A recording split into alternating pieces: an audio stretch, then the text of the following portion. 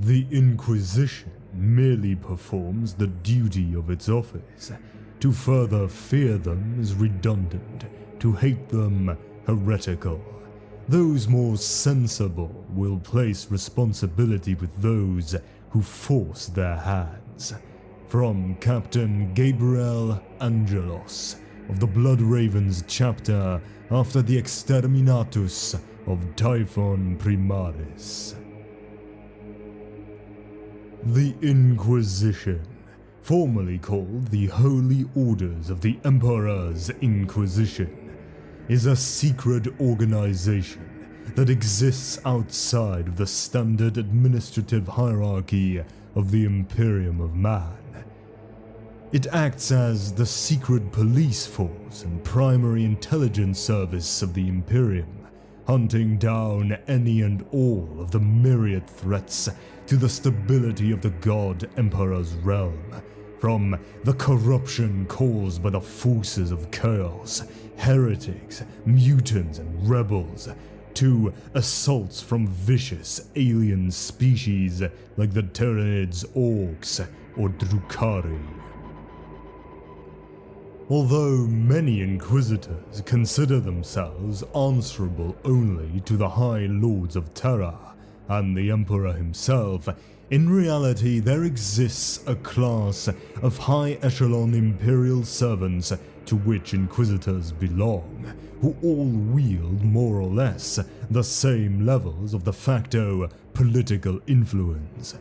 Such worthies include Imperial Planetary Governors and Sector Lords, Astra Militarum Generals, Space Marine Chapter Masters, Ecclesiarchy Cardinals, Rogue Traders, Adeptus Mechanicus Archmagi, Navis Imperialis Lord Admirals, Adeptus Arbiters Judges, and the sector-level representatives of the Adeptus Administratum.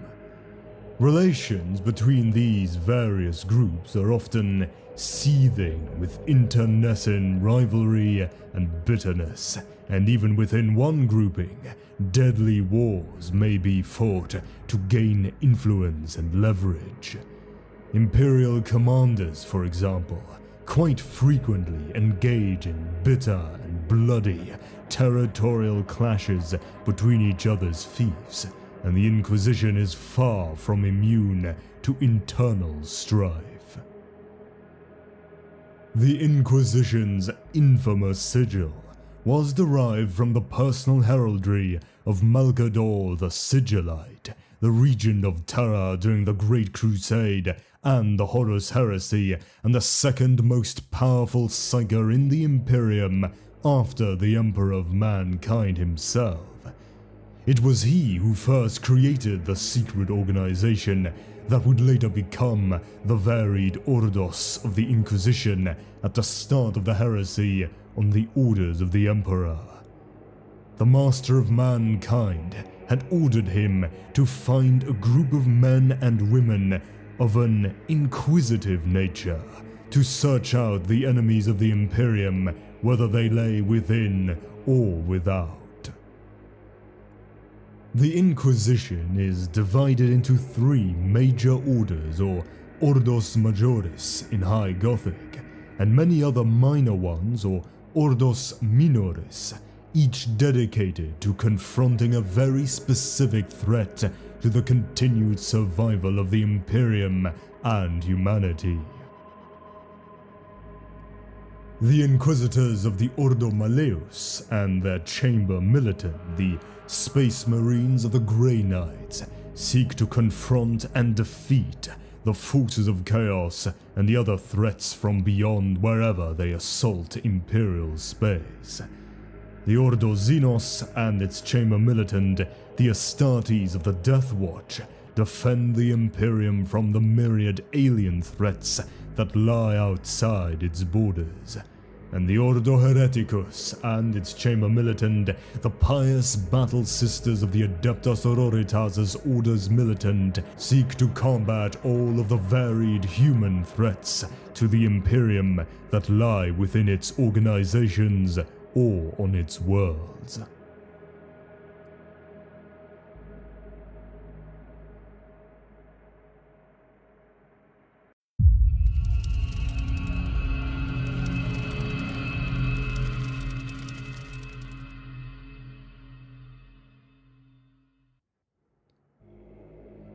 In the 41st millennium, the Inquisition is the most powerful organization of the Imperium's many branches. Its agents, the Inquisitors, command fear and respect in equal measure. They are creatures of myth as much as of flesh and blood, relentless beings who descend from on high to pass judgment upon the mutant, the traitor, and the heretic. It is a rare Imperial citizen who does not dread drawing an Inquisitor's steely gaze, who does not experience the starkest terror in his or her presence. Every Imperial citizen, from the poorest of underhive scum to the highest and wealthiest of nobles, has heard of the tales of death and destruction of the all-seeing eye that condemns or absolves with impunity. Those who have crossed one's path and survived to tell of it are seldom eager to invite their attention again. Inquisitors are as varied in appearance and manner as the myriad threats they face. They range in age from fiery young zealots to hoary old veterans who have fought in the darkness for Tyran's centuries. Some wear ostentatious robes and symbols of their allegiance, whilst others shun the trappings of status. They commonly carry a wide range of weapons and war gear, so as to be prepared for any threat they might face. Some use outlandish weaponry taken from defeated foes, exotic hardware, alien guns, and demon-possessed weapons. Inquisitors themselves care little for morality, and nothing at all for the Imperium's many laws and procedures, except when they choose to make use of them. They are the Emperor's left hand, as the Adeptus Terra is his right, and stand in judgment over all the Imperium's organizations and citizens. Indeed, an Inquisitor is apart from the rest of mankind in every way that matters. By ancient tradition, their authority comes directly from the Emperor himself. There is no hierarchy to which they must answer, and they are beholden only to their fellows. More than this, a bearer of the inquisitorial seal can requisition any servant in the Imperium to assist in their mission, from the lowliest of clerks to entire Space Marine chapters and Imperial Navy battle fleets. Survival is the only goal for which Inquisitors strive, not personal survival, for they, more than any, understand that one life is meaningless when set upon the galactic scale. They labor for nothing less than the endurance and continued survival of humanity. This is a cold-hearted pragmatism, so unyielding and fervid that it eclipses the faith of even the most devout of the Ecclesiarchy's adepts. The Inquisitor is an arbiter of absolute truth.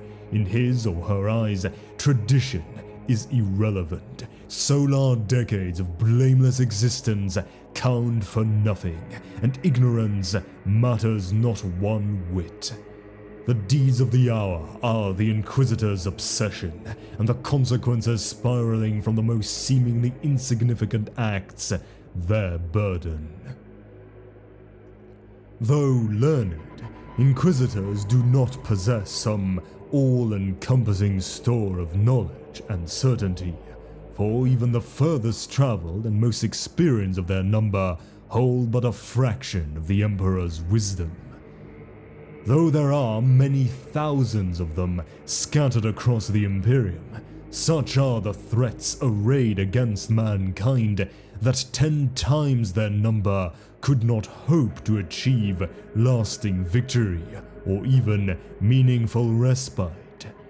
Demons clamor beyond the Emperor's light, waiting for the hour in which the darkness drowns all.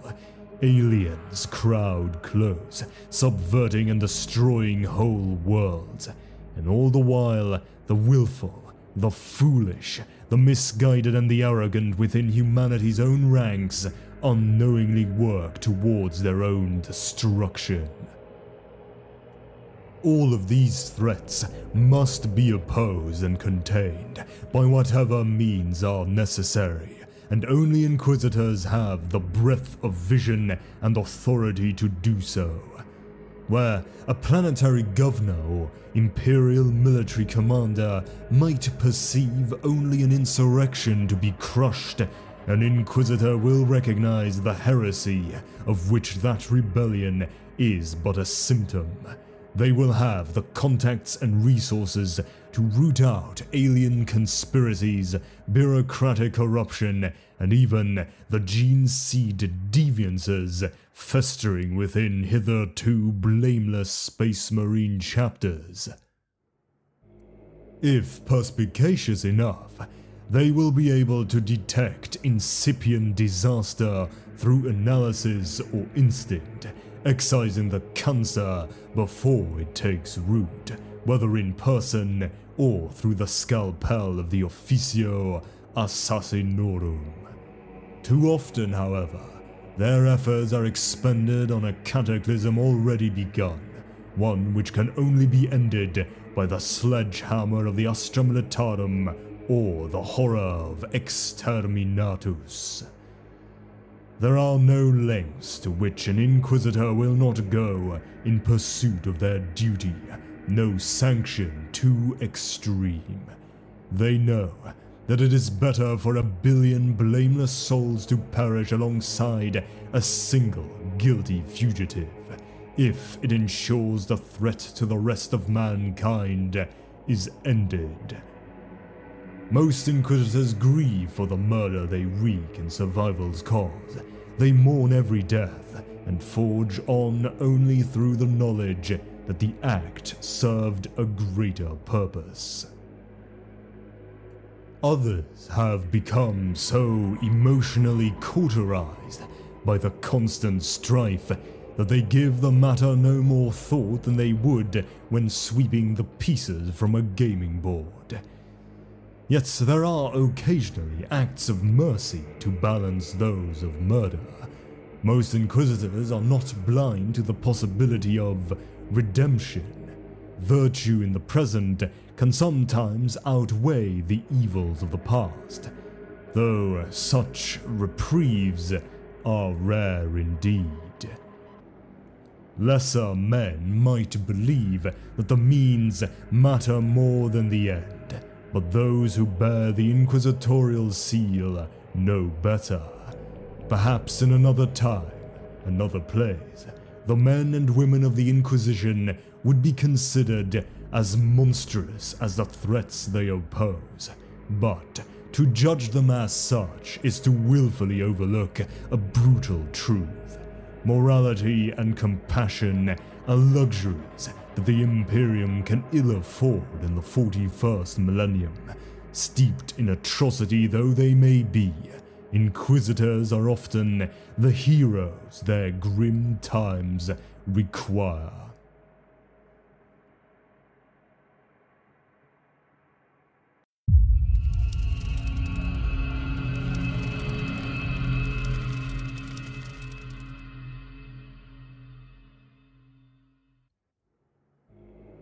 It should come as no surprise that the Inquisition's past is shrouded in secrecy. Even the Inquisitors themselves have only the haziest of understandings as to how their organization was founded, and must rely on hundreds of disparate and contradictory legends for guidance. Indeed, there is a branch of the Inquisition itself, the Ordo Originatus, dedicated to unraveling 10 millennia of myths, exaggerations, and lies.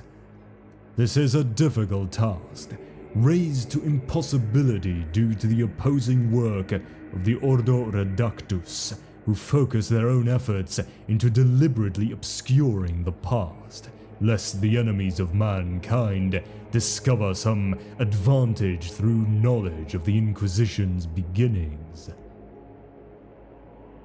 What almost all the legends agree on, however, is that the Inquisition is widely believed to have been formed by Malcador the Sigillite, by the order of the Emperor of Mankind during the final days of the Horus Heresy. As the story goes, Malcador, the regent of Terra, was charged by the Emperor immediately after news had reached Terra of the War Master Horus's betrayal during the massacre of the Loyalist Astartes on Istvan III, to gather a group of dedicated Imperial servants whose loyalty, courage, and strength of mind was unquestioned. Malcador initially chose 12 persons of an inquisitive nature, 8 loyal Space Marines taken from all the Space Marine legions, and 4 mortal Imperial lords and administrators who would, respectively, become the initial core of the Grey Knights and the conclaves of the Inquisition. They were presented by Malcador to the Emperor at the Imperial Palace after being brought secretly through enemy lines during the Siege of Terra, the final campaign of the Heresy. The chosen were individuals of unblemished loyalty, determination, and strength of mind, who would serve the Emperor well in the years to come. Beyond that one story, the legends diverge, ascribing numerous identities to each of the 12, some ludicrous, many credible, and all utterly unprovable. And yet, the foundations of the Inquisition were created from the 4 mortal lords and administrators of the Imperium chosen by the Sigillite, while the Grey Knights, the first and most effective of the Inquisition's chambers militant, were forged from the 8 loyalist Astartes. Still, the foundation of the Inquisition remains shrouded in mystery and is still a much debated subject amongst Imperial scholars. Though it is widely known across the galaxy that the Inquisition exists, its deeds are all but impossible to trace. Records are sealed, restricted, or simply destroyed. Witnesses are silenced, suffer telepathic mind wipe, or are slain out of hand. Yet, the signs are there for those who know how to look for them. Many Imperial scholars believe that the Inquisition played a pivotal role in such momentous events as the Second Founding, the beheading, and the fall of Nova Terra.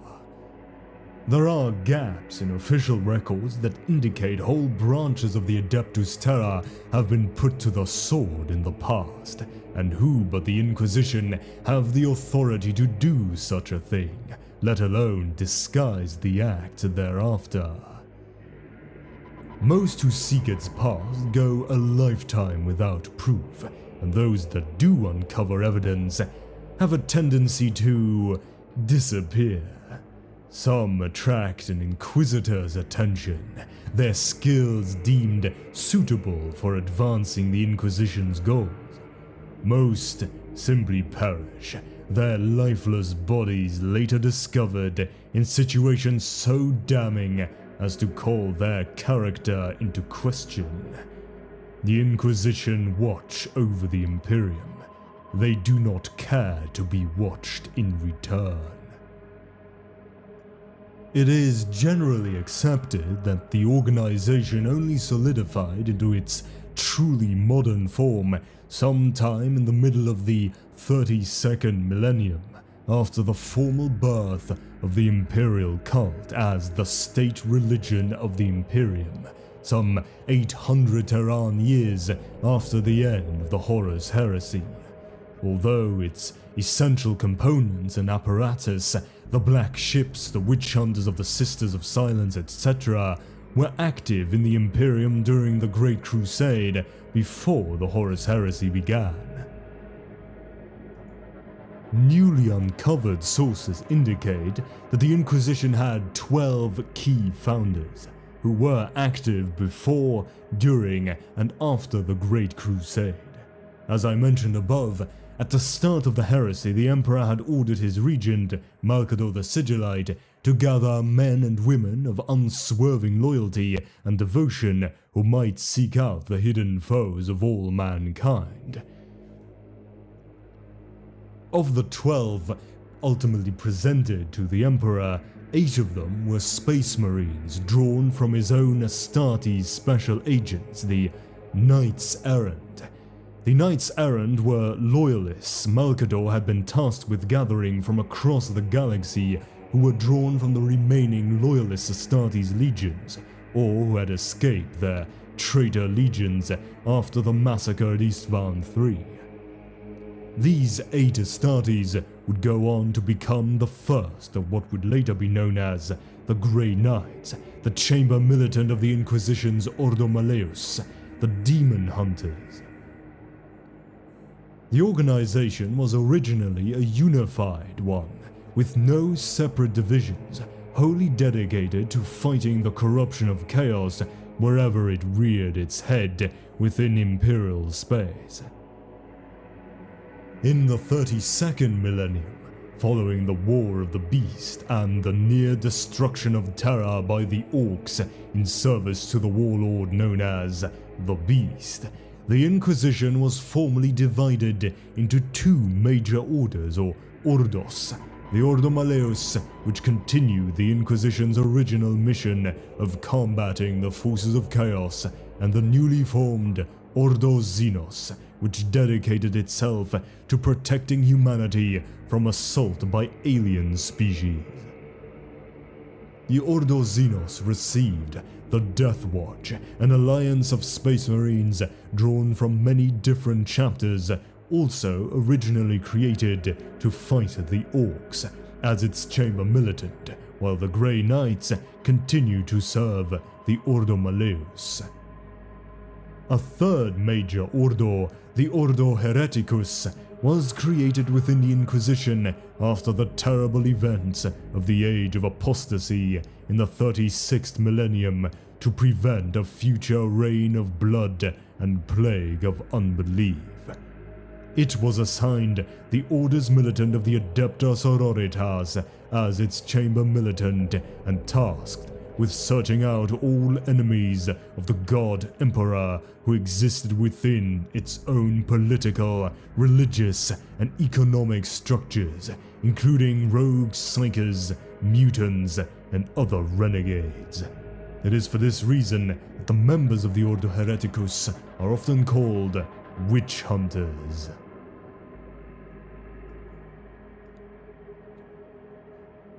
You cannot deny mankind the Emperor. He and the empire he has built are its only chance of survival. From Premius, during a secret conclave of the 4 founders of the Inquisition, following the Emperor's ascension.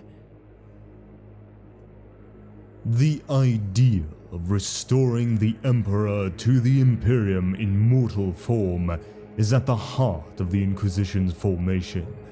In the dark days that followed Horus's invasion of Terra and the Emperor's internment in the Golden Throne, the empire he had created was reeling in the aftermath of the Civil War and his ascension.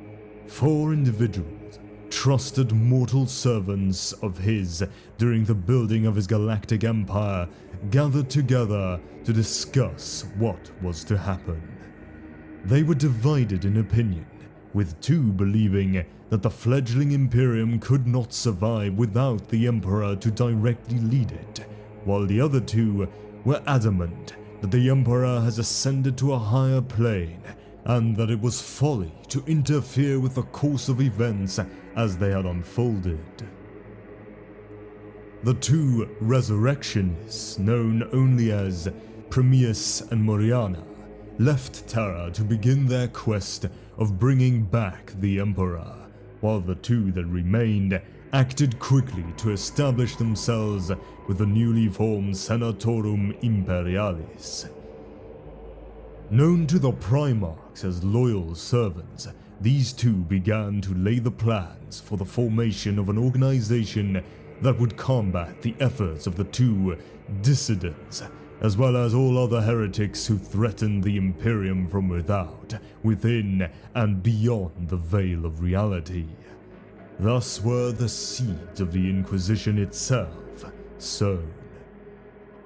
With the backing of the surviving loyalist Primarchs, including the new Imperial Regent and Lord Commander of the Imperium, Robert Guilliman, the two first Inquisitors made themselves known to the High Lords of Terra and began to recruit like-minded individuals from amongst the adepts and warriors on Terra.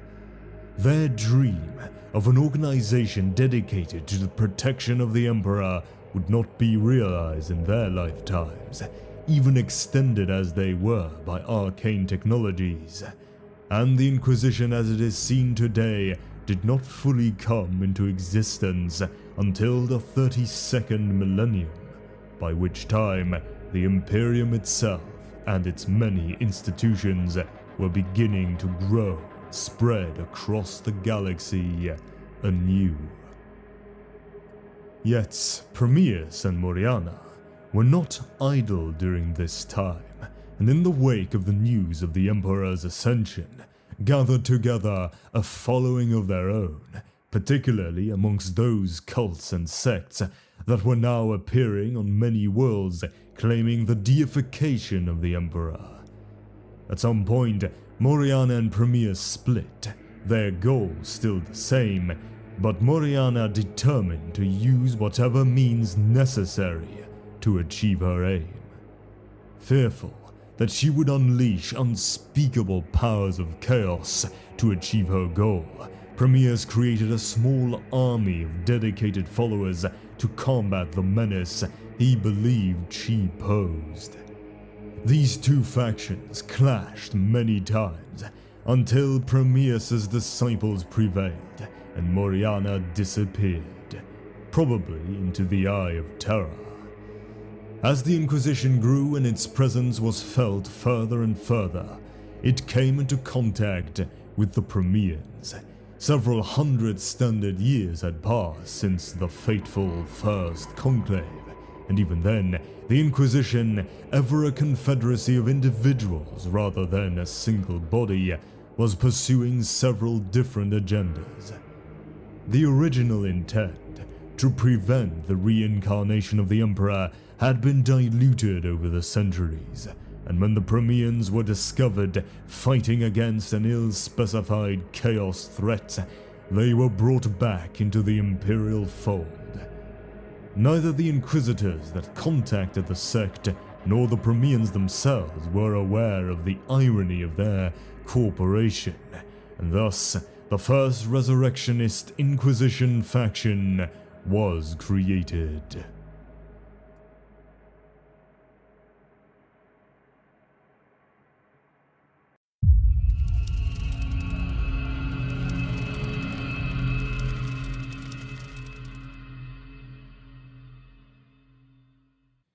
Now I will explain the Ordos of the Inquisition. Now, as the Inquisition possesses neither formal hierarchy nor leadership, each Inquisitor is free to pursue the mission of humanity's survival in the manner he or she believes most appropriate.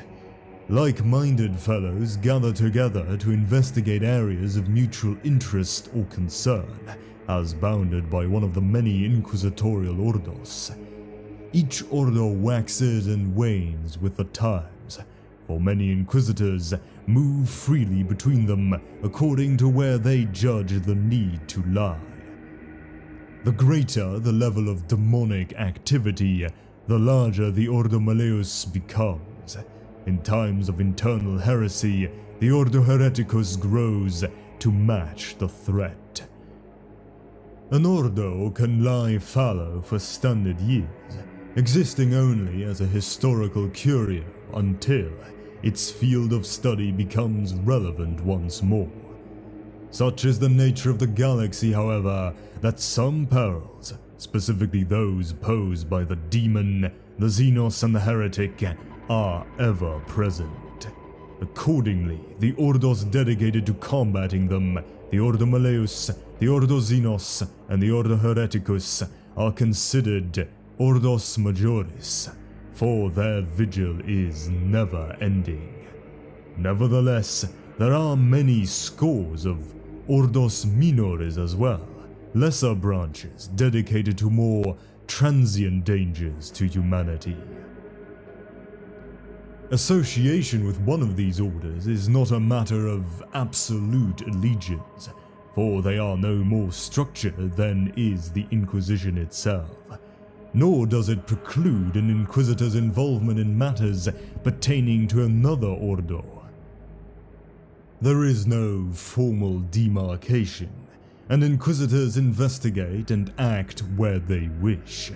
Indeed, many of them would argue that to compartmentalize the foes of mankind would be a tragic error, for all too often, the lines between disciplines are fine to the point of non-existence, just as a plague of mutation might originate from an alien infestation. A blossoming population of psychers might prove to be the vanguard of an imminent demonic incursion. Membership of an Ordo is a statement of interest, a field of study. If an Inquisitor declares themselves a part of the Ordo Malleus, their fellows will know that their sphere of endeavor encompasses matters demonic. They need seek no approval to do so, for an Inquisitor has no superiors, save those they choose to acknowledge. There are sometimes elements of hierarchy to be found within an Ordo, albeit nebulous and highly informal ones. As an Inquisitor grows more accomplished and learned, they garner esteem among their peers, and by common consent is graced with a title such as Grand Master. These are marks of respect rather than unconditional authority. Other Inquisitors may defer to a colleague's experience and reputation, but they are by no means required to do so. Even within an Ordo, fields of endeavor seldom overlap completely. Each branch, after all, encompasses an almost infinite potential for study and investigation. Even so, Inquisitors sometimes band together into a loose association called a conclave. Such corporation is assembled at the request of a respected Inquisitor, who seeks to pool the skills, knowledge and resources of their peers in order to oppose a threat too great for a single one of them to face. Like an org warg, a demonic incursion on a massive scale, or a plague of heresy. Most commonly, a conclave will call upon only a single Ordo, but it is far from unheard of for a conclave to include several branches of the Inquisition, if the situation requires it. You have been told of the Inquisition, that shadowy organization which defends mankind and the Emperor from the perils of heresy, possession, alien dominance, and rebellion. You have been told the Inquisition are the ultimate defense against the phantoms of fear and terror which lurk in the darkness between the stars. You have been told the Inquisition are the bright saviors in an eclipse of evil, purest and most devoted warriors of the Emperor. You have also been told the Inquisition is united in its cause to rid the galaxy of any threat from without or within. Everything you have been told is a lie, from an anonymous source. The Holy Orders of the Emperor's Inquisition, to give its formal title, is a massive organization that is, by its very nature, forced to interpret the divine will of the Emperor regardless of the particular ordo an agent of the Inquisition might be a member of. Such interpretations vary within and without the Ordos Majoris, and this leads to certain divisions. Such divisions are referred to as factions, highly political in nature and comprised of those individuals that share a common belief system regardless of the purpose and supposed desired methodology of the Inquisition, be it to combat the heretic, witch, demon, or alien. While such factions are multitudinous and subject to variation, both broad and infinitesimal, there are certain popular strands of belief that outweigh and enjoy dominance over others. It is from these credos that the political lattice of the Inquisition is formed and defined. Discord between Ordos or between conclaves is extremely rare, for each has its own clearly defined areas of interest. However, the same cannot be said for inquisitors within a particular ordo. The most frequent causes of disagreement center around the methods used to combat the enemies of mankind. Some inquisitors believe that the enemy can only be fought with their own weapons, such as by employing sorcery against demons. For others, such compromises of the tenets of the Imperial Creed are anathema, inviting corruption of the Ordo's work for questionable gain. Such disagreements are often presented as a conflict between radical and Puritan philosophies, but the truth is, as always, much more complex. The distinction between the two positions is not absolute, but relative, formed solely around the observer's subjective opinions. Few inquisitors consider themselves either radical or Puritan, though they are swift to label others as such. A member of the Ordo Malleus might be quick to decry a colleague as radical for using forbidden chaos law to bind a demon to their will, little recognizing that others of their Ordo consider them just as dangerous for daring to consult a tome of blasphemous law, even though they have no intention of employing the knowledge contained within. For some members of the Ordo Xenos, even learning an alien language is considered dangerous, whilst others think nothing of hiring regiments of Xenos mercenaries to fight their wars. In the Inquisition, truth is often relative. The nature of the Inquisition means that there can be no appeal to a higher power when an Inquisitor believes that one of their fellows has strayed irrevocably from the proper path.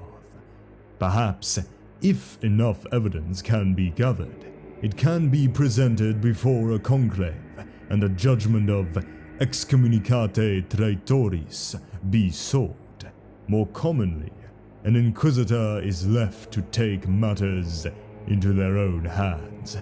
Given the shaded distinctions between needless and necessary evils, few Inquisitors willingly involve themselves in a quarrel between their fellows.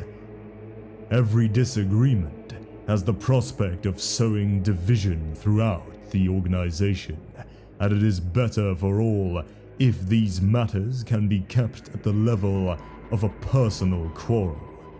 Most of the time, such disagreements burn themselves out or are superseded by genuine threats. But sometimes, they do descend into outright conflict between the two Inquisitors and their various acolytes and agents. The ideological struggle between Radical and Puritan is not a battle between right and wrong, for such facile definitions seldom apply to an Inquisitor's work. Radical methods can serve as a salvation for millions, just as the close-mindedness of Puritans can doom them. Alas, there is no way to see the outcome until it has occurred. An Inquisitor can read from the tome of chaos sorcery called the Grimoire Malefact, and can use its knowledge to close a warp rift, but in so doing, they risk opening their soul to chaos and becoming the very thing they most fear. Those of a Puritan mindset insist such risks are reckless and unnecessary, and would seek other methods to close the warp rift, even if the delay doomed a dozen worlds. In this case, the Radical methodology would appear to be the correct one. But what if, by opening their mind to the warp, the reader of the Grimoire Malefact is later possessed by a demon who wreaks more damage than the rift ever would have? It is little wonder that most Inquisitors cleave to a single certainty of belief, for to doubt one's actions is to be cast adrift on a sea of possibility, frozen to inaction for fear of charting the wrong course.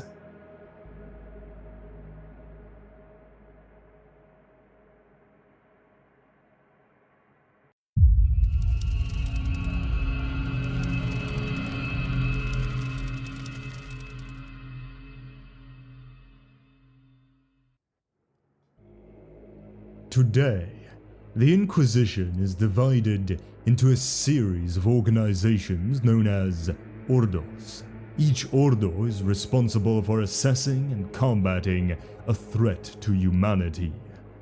There are 3 Ordos Majoris, devoted to combating threats to the Imperium from within, without, and beyond. First, we have the Ordo Malleus, known as the Demon Hunters, or the Order of the Hammer. The Ordo Malleus are sworn to defend the very soul of mankind, concentrating on the defeat of those enemies of humanity that dwell in the warp, the so-called enemy beyond. They primarily concern themselves with destroying demons and other servants of chaos. They have pledged their every waking hour to the discovery and scourging of such creatures wherever they can be found. Their members are often battle-hardened warriors, for demons cannot be cast out through the subtleties of espionage or trickery. Only the blessed blade and the purified flame will serve. However, knowledge is their chief weapon. Agents of the Ordo Malleus are scholars of demonic lore and know how to shackle and bind warp spawn. Militarily, the Ordo Malleus is the most formidable of the Inquisition's branches, for its agents can call upon the services of their chamber militant, the Grey Knights, to aid them in their struggles. The Grey Knights are Space Marines, designated Chapter 666. Unlike the other chapters of the Adeptus Astartes, who are called upon to fight any and all threats to the Imperium, the Grey Knights are dedicated to slaying demons and stand ever ready to assist the Ordo Malleus in their long war against chaos. Next up we have the Ordo Xenos, also known as the Alien Hunters or the Order of the Aliens. The Ordo Xenos are dedicated to investigating, cataloging, and defeating the Xenos threat, the enemy without. They actively seek out and eliminate alien influence and corruption within the Imperium. Their agents are typically the most eccentric of their kind, for they spend years, even decades, traveling and living in non-human space, learning everything they can that will facilitate the exploitation or elimination of the races they encounter. As a result, many of their Inquisitors have strong ties with rogue traders, with whom they share many goals, and often travel with retinues of alien mercenaries or travelers. Most speak dozens of non-human languages and have acquaintances and informants far beyond the Imperium's boundaries. Despite this, there is more blood on the hands of the Ordos xenos than any other branch of the Inquisition. Just as the Ordo Malleus can call upon the Grey Knights, so too can the Ordos xenos call upon the services of their own chamber militant, the Death Watch. Formed long ago by accord between a conclave of Inquisitor lords and an esteemed assemblage of Space Marine chapter masters, the Death Watch is composed entirely of veteran Space Marines, seconded from the greatest chapters in the galaxy. They are trained and equipped to repel the alien tide that threatens to overwhelm humanity, and are an invaluable tool for any Inquisitor seeking to vanquish the Xenos threat. And the final Ordo Majoris, the Ordo Hereticus. This order is also known as the Witch Hunters, or the Order of the Heretics. The Ordo Hereticus is the scourge of traitors, witches, mutants, rogue psychers, and heretics. The interests of its members are aligned towards the combating of threats broadly classified as arising from within the great bulk of humanity, the so-called enemy within. The witch hunters of the Ordo Hereticus are sinister, feared individuals. Their skin is pale from long days spent in the excruciating chambers of Inquisition fortresses, or poring over ancient texts that speak of the heretic and his machinations. The arrival of an Ordo Hereticus Inquisitor is met with as much trepidation as awe, since none know where their gimlet gaze may land, and upon whom their suspicions might fall. In addition to monitoring the ecclesiarchy, ensuring that wars of faith do not exceed their mandate, or that its many cardinals do not amass more power than is deemed appropriate, the Ordo Hereticus keeps a close eye on many other imperial organizations: the Adeptus Arbites, the Adeptus Astartes, the Adepta Sororitas, and also fellow members of the Inquisition. They monitor doctrinal and physical purity, and no one is beyond their jurisdiction.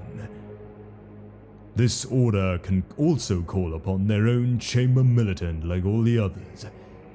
The Sisters of Battle, the all-female warrior branch of the Adepta Sororitas.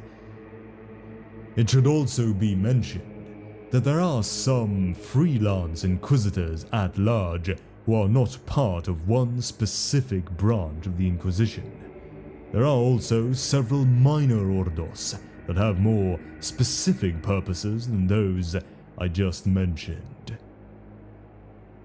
These are called the Ordos Minoris.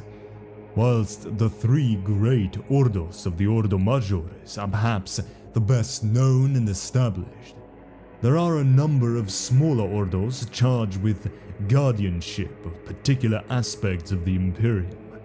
Whilst in theory, these smaller Ordos are of equal rank and power to the Ordo Hereticus, Ordo Xenos, and Ordo Malleus, in practice, they seldom control as many resources as these great organizations.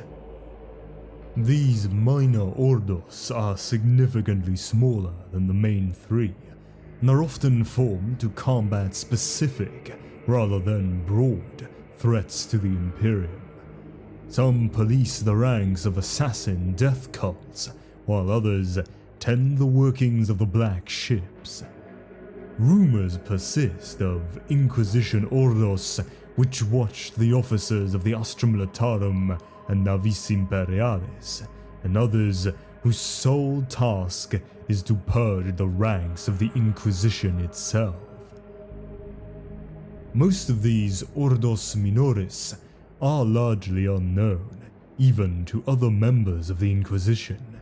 Many are little more than cabals of Inquisitors allied against a common threat in a specific region of the galaxy, while others are in essence specialized sub-Ordos of the Ordos Majoris. And still other, nigh unknown Ordos might interest themselves in matters so esoteric or specialized that they are entirely unknown to anyone. I will now name some of the most notable of the Ordos Minoris. The Ordo Kronos.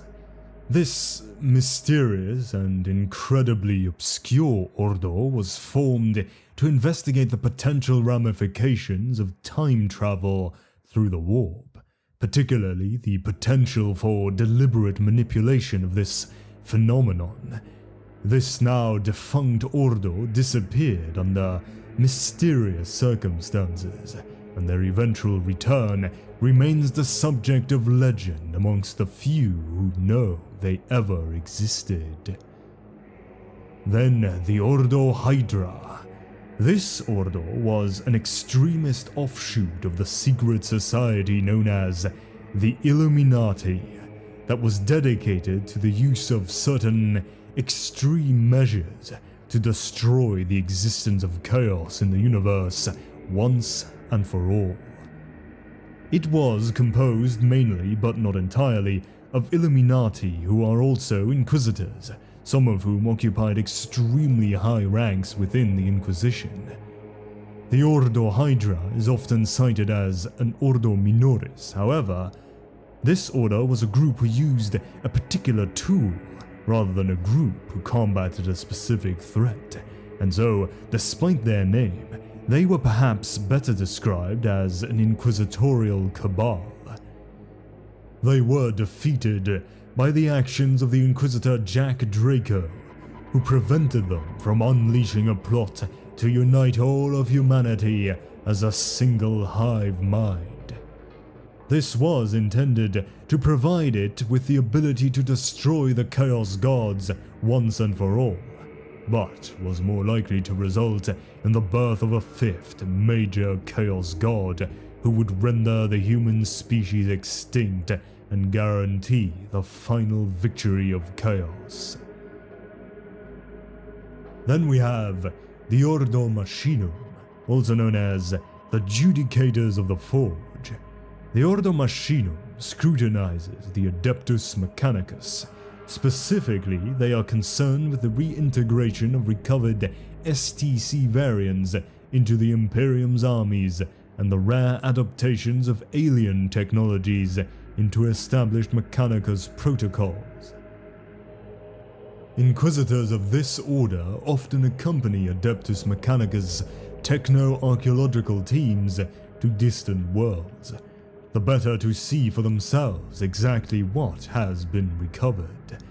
They often work in concert with the Ordo Xenos, especially when the world in question has been under alien control, or there is any suggestion of non-human origin for the technology that was recovered. Next, the Ordo Militum.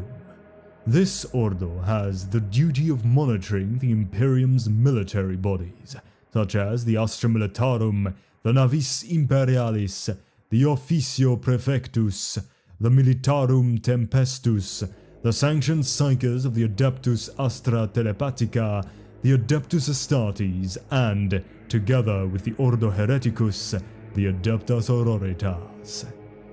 Then, the Ordo Obsoletus. This order's task is to monitor and validate unexplained phenomena and miracles said to have occurred across the Imperium. Since the Dark Gods, especially Tzeentch, are not above sacrificing whole hosts of their mortal servants to ensure that a plot comes to fruition, it is the duty of the Ordo Obsoletus to investigate whether a miracle is a genuine manifestation of the Emperor's will, or yet another convoluted xenos or chaos deception. Events such as the appearance of the Legion of the Damned and the reappearance of Lord Varlak after his incineration on Korsk II, then again on Necromunda, and a third time on Vanor 21 are their area of expertise.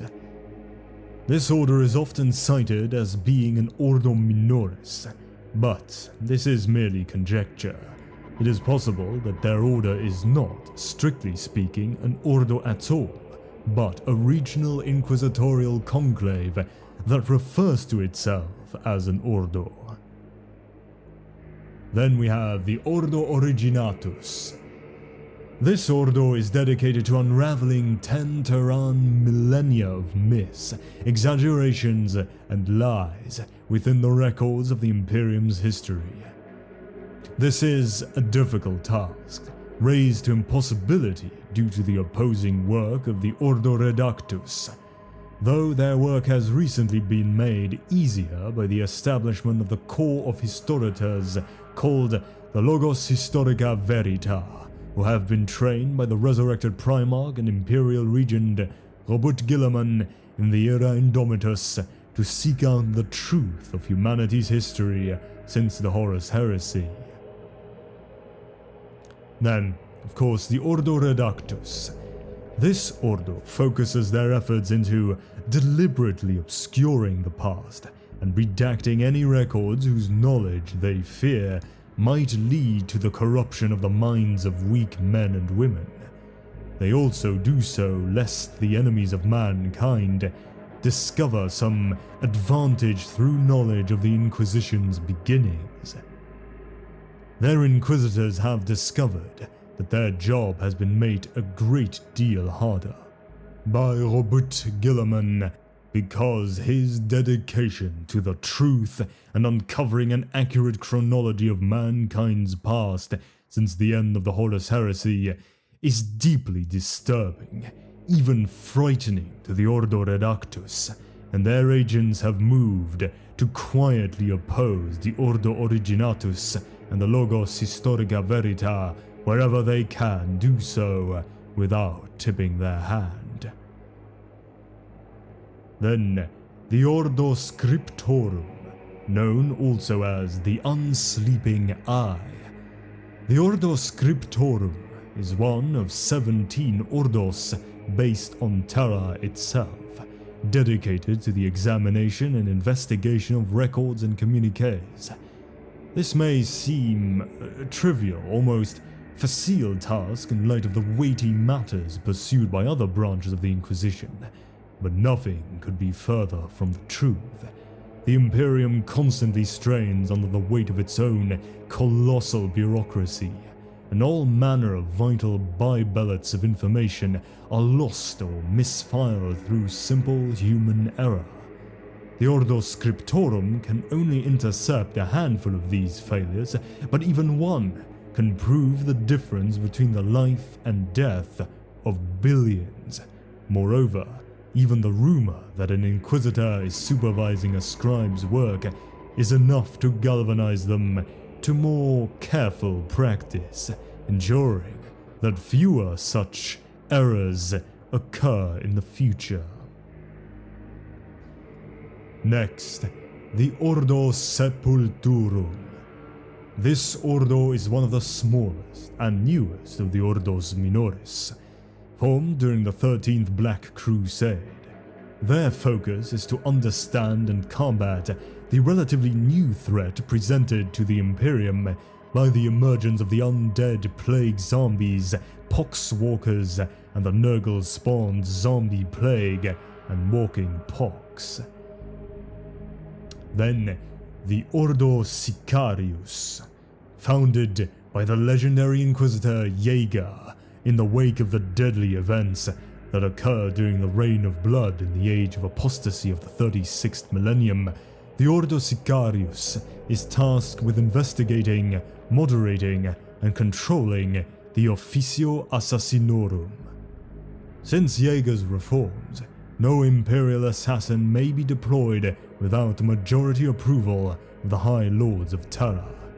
This is, of course, immensely impractical, and quite often, an Inquisitor of the Ordo Sicarius will sanction the Officio Assassinorum under the guise of an edict from Terra. While some believe this to be an abuse of their power, in a galaxy-spanning civilization, such measures are essential to maintain a level of active response required to face the myriad threats to mankind.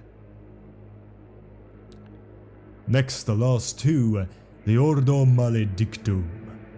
This Ordo Minoris was created during the era Indomitus. Its members seek any means by which the Great Rift might be driven back or even closed altogether. And the last one, whose name is sadly unknown and lost to history, is a minor order that develops methods to limit the independence of the Adeptus Astartes. It was founded during the Horus Heresy and has since been almost forgotten. One of their assassins, named Xenothan, was encountered by the Space Wolves, and this assassin used a poison made from the first blossoms of the Mercurian swamp orchid that could temporarily paralyze Space Marines. It worked by disrupting and confusing the Marines' genetically engineered poison-neutralizing gland, effectively turning it into a weapon against the Astartes. It is not clear whether this Ordo is an actual Ordo Minoris of the Inquisition or simply an Ordo of the Astartes themselves.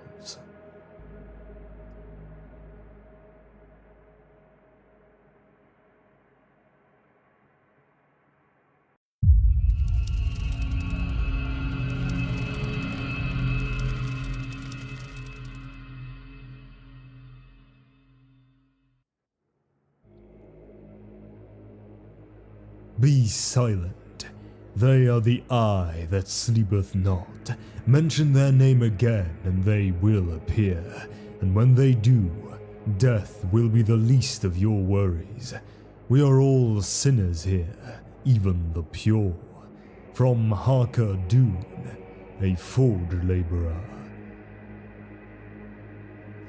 The Inquisition is immensely powerful, and the only individual that is exempt from its scrutiny is the Emperor himself. If he has good cause, an Inquisitor may demand any service from any Imperial citizen, up to and including the High Lords of Terra. The Adeptus Custodes who guard the Emperor's palace in person are exempt from conscription, because their duty to the Emperor is clear and unchanging. When it comes to the Adeptus Astartes, Inquisitors often show some discretion, as Space Marine chapters are often willing to come to blood over any infringement on their Emperor-granted autonomy. However, not even they are immune from the Inquisition's scrutiny and justice, and entire worlds have been destroyed in order to cleanse them if they were deemed traitorous. Inquisitors also have absolute power to judge and execute supposed heretics, mutants, unsanctioned or rogue psychers, and the like, with no appeal save the intervention of another Inquisitor. Practically, all possible verdicts are death sentences, although the means by which they are achieved do differ. Traitors, the worst grade of offenders, are considered irredeemable and will be quickly executed. Heretics may be redeemed, often after considerable amounts of torture, and may even receive absolution through death in service to the Imperium. This service may consist of arco-flagellation, conscription into Imperial armies, becoming the operator of one of the Adeptus Ministerum's penitent engines, or, in the case of penitent psychers, being sent to Holy Terra to become new psychic fuel for the Golden Throne and the Astronomicon. Certain traitors deemed useful to the Inquisition may, in extremely rare cases, be mind-scrubbed, their old memories and identity erased and replaced with one loyal to the Inquisition. If it is beyond their means to track down and kill a particular individual or organization, an Inquisitor can simply declare the offending entity excommunicate traitoris, stripping them of whatever rights they may have had, and as such, marking them as a target fit for extermination by any and all loyal servants of the Emperor. If he deems it necessary, he or she can attach an official stigma to a dangerous heretic, traitor, or alien species. Each of the major Ordos has a different official stigma, which pertains to their primary enemies. These stigmata include the Extremis Diabolis for the Ordo Maleus, the Xenos Horrificus for the Ordo Xenos, and the Hereticus Abomini for the Ordo Hereticus. The Inquisition will also use its delegated power from the High Lords of Terra to declare tainted Space Marine chapters or other renegade Imperial military units or individuals excommunicate traitores. The chapter or unit marked will then usually be hunted down by the Grey Knights or the Sisters of Battle, usually resulting in the chapter fleeing to the Eye of Terra or the Maelstrom, if it has not already done so, of course. The Soul Drinkers chapter was an exception, as they still believed themselves to be loyal servants of the Emperor, and continued to defend the Imperium until their destruction, even though they were no longer part of it. Young Psychers who have not worked against the Imperium or used their powers much will usually be repeatedly tested, and if they are young, strong and pious enough, may be taken in by the black ships of the Inquisition to become a sanctioned Psyker, or even an Inquisitor, if their abilities are strong enough. The requirements are strict, and many will be found wanting. Those that fail the Inquisition's tests will either be executed or used to power the vast psychic beacon of the Astronomicon, their lives sacrificed for the ultimate good of mankind to sustain the Golden Throne which keeps the Emperor alive. I will now explain the two major powers the Inquisitors wield. First, the Exterminatus, my favorite. If a world is the subject of extreme corruption by chaos, or a xenos infestation like that of a gene stealer cult, an Inquisitor may call down the verdict of Exterminatus, destroying all ecosystems on the planet and rendering the world completely lifeless. Many question the necessity of such act, but the Inquisition feels fully justified in performing them. They feel that it is better for countless servants of the Emperor to be sacrificed than let a single heretic escape their wrath to endanger even more lives. Typically though, such an act is reserved for only the most extreme cases, such as a massive outbreak of chaos activity that threatens to corrupt other worlds, or unchecked infiltration by gene stealer cults that precede or can cause a Tyranid invasion that will consume an entire sector. And of course, excommunication. An Inquisitor has the power to declare an individual, or sometimes an organization or planet, as excommunicate traitoris. This declaration excommunicates the accused from the human race, and is an indication to other Inquisitors and Adepta that the excommunicate party should be hunted down and killed for the good of the Imperium. Inquisitorial conclaves are often the venue for declaring excommunications, and in extreme circumstances, even a fellow Inquisitor can be branded so. Excommunication is never done lightly, but is a principal weapon of the Inquisition, and one of the ways its authority can be used to protect the Imperium.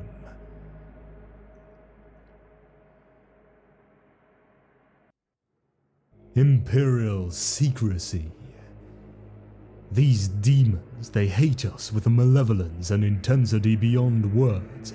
It is their nature, their purpose to worm their way through the skin of reality and unleash horror upon our realm.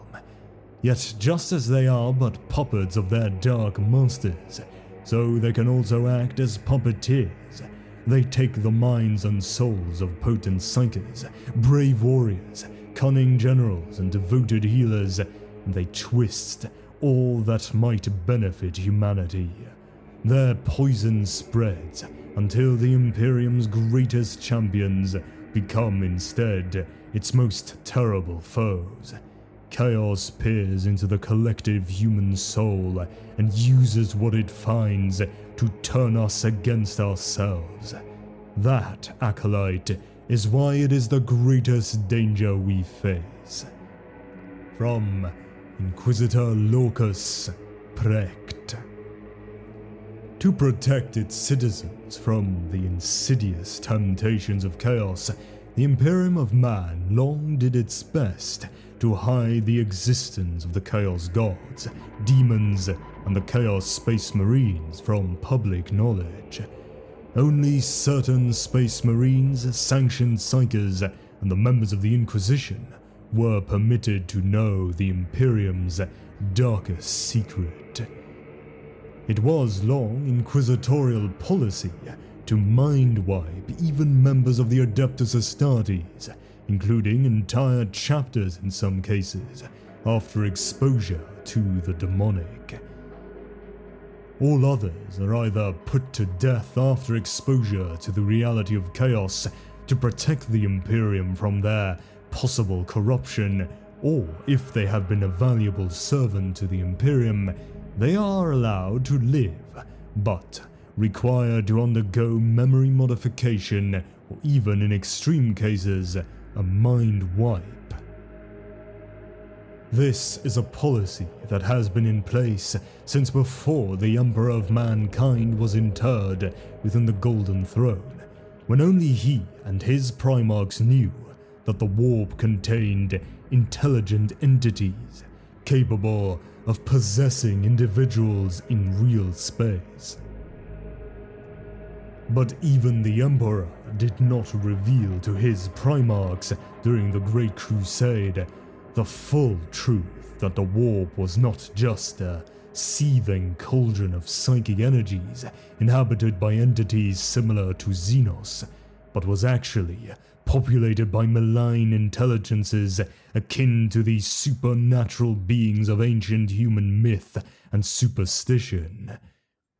He chose not to explain that the Imperium was dominated by the Ruiners' powers and their demonic servants, for fear that this knowledge alone would lead to many of the Primarchs to take actions that would lead to their corruption.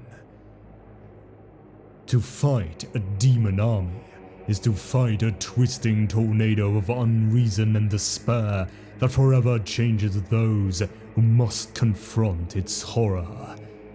As such, the Imperium believes that it cannot allow the knowledge that such foes actually exist to spread, since even the simple knowledge of Chaos's existence may mark the start of an individual's fall to damnation. The human survivors of conflicts with the demonic were invariably confronted by the agents of the Inquisition and mind-wiped, quarantined for life, enforced labor camps, or even in extreme cases, made the subjects of a worldwide exterminatus event. Over the eons, the galaxy has witnessed warp-based catastrophes and demonic incursions beyond counting. Since the inception of the Inquisition after the Horus Heresy, even the fact that such a thing is possible is deemed too dangerous for the citizens of the Imperium to know, for such knowledge breeds heresy as surely as a fly-blown corpse breeds maggots. Because of this, the vast majority of knowledge concerning demonic incursions has been eradicated from extant Imperial public records. What is known is recorded only in proscribed Imperial texts and heretical xenos scripts that the Inquisition has yet to destroy. However, in the wake of the opening of the Great Rift at the start of the Era Indomitus, this policy of secrecy has been somewhat relaxed, at least for the Adeptus Astartes, due to necessity. Before the opening, the vast majority of Astartes were expected to be as ignorant about the existence of demons as any other citizen of the Imperium. In truth, it was hard to find an Astartes who had not fought demons by the end of the 41st millennium, and yet the Inquisition at the time of ending was well known to mind-wipe entire chapters after certain incidents, though not every chapter was willing to submit. Some, like the Space Wolves, resisted any intrusion on their traditional autonomy forcefully. But in the Era Indomitus, with the galaxy now riven in half by the birth of the Cicatrix Maledictum, demonic incursions are so common and Space Marine responses so necessary that suppressing the knowledge of the existence of demons among the Astartes has simply become pointless.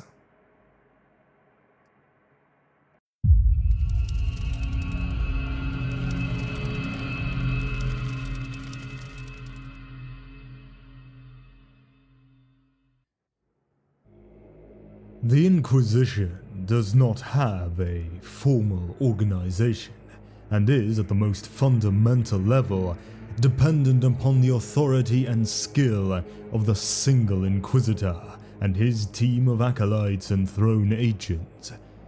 Every Inquisitor embodies the whole Inquisition, and is granted the same absolute power by virtue of the inquisitorial mandate.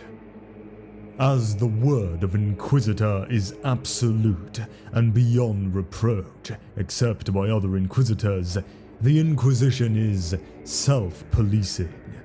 At one time, it was said that the Ordo Malleus was responsible for policing the Inquisition. However, this idea seems to have been abandoned, and there are now those within each of the Ordos who focus their time in purging the Inquisition of rogue elements, The Ordo Hereticus is particularly noted for having members who keep a close eye on fellow Inquisitors. Despite the lack of a formal organizational structure, there are many types of inquisitorial groupings that an Inquisitor may belong to. However, membership within these is not mandatory. For example, an Inquisitor may choose not to join an Ordo. However, by not doing so, he will be unable to access their resources. Similarly, an Inquisitor is expected to announce his presence to the head of the Inquisitorial Conclave overseeing the sector or region of the galaxy in which he operates. Still, many Inquisitors prefer to work in secret. The solitary nature of an Inquisitor's work means that after leaving the company of their tutor, they might never meet another Inquisitor. This is not that uncommon, and in distant parts of the galaxy where the Imperium is spread thin, there are small offshoots of the Inquisition that have had no contact with Terra for years, centuries, or even millennia. It is in these splinter groups that new philosophies may be born, or older factions maintained, even though the Greater Inquisition may have disregarded them. Dealing with a myriad threats that perhaps no other Inquisitor has encountered before, these isolated Inquisitors and cells might be viewed as dangerous or beneficial, and in the past have proven to be both. Over the generations, as with the Inquisition across the galaxy, the mission and purpose of Inquisitors may be perverted, either deliberately or simply through the progression of knowledge from individual to individual. There have been several occurrences when the Inquisition has openly conflicted with these groups, both sides ignorant of the true nature of their adversaries. Such wars do not usually end well, and so those who are most prominent in the Inquisition make great efforts to maintain contact with as many Inquisitors as possible to avoid such wasteful confrontations. Though some Inquisitors may endure lonely vigil against the darkness that surrounds humanity, most will at some point meet others of their kind, either during the course of their duties or at a specially convened conclave. Conclaves are formal gatherings of 2 or more Inquisitors and are convened for a variety of reasons, which I shall discuss later. Most conclaves are called to discuss a single matter and will last a few solar days at most and be attended by no more than a handful. Some, known in some records as high conclaves, can last for several solar weeks and cover a multitude of related topics. The attendance for high conclaves may number several dozen Inquisitors, depending on the extent of the topic or topics being conferred upon. Any Inquisitor can, in theory at least, convene a conclave, although only an Inquisitor Lord will have the authority to call a high conclave. In practice, it is the more experienced and connected Inquisitors that have the means and communication resources to gather such a group. Most conclaves will fall into one of 2 areas: inquisitorial remit or factional agenda. Those convened under the inquisitorial remit may include Inquisitors from different factions, and high conclaves fall exclusively within this category. Such a gathering of Inquisitors from their activities can only be necessitated by an urgent or important reason. On such occasions, the varying viewpoints proffered by Inquisitors with differing outlooks is not only desirable, but almost essential if a proper consensus for action is to be agreed. Factional conclaves, on the other hand, will be called to discuss matters that fall within the beliefs of the faction members and may have little pertinence or interest to inquisitors outside the faction. The Thorians, for example, may well convene every few standard years to share information about possible divine vessels, new theories purporting to any of the multiple facets of Thorianism, or to share new knowledge. It is for the flow of information that the majority of conclaves are gathered, to warn others of a new threat, to discuss recent events, to pass on news of success or failure. This information sharing will be followed by debate, as the Inquisitors decide upon a course of action that they will each take. Consensus is not essential, as they know full well that different approaches to the same problems will garner different results.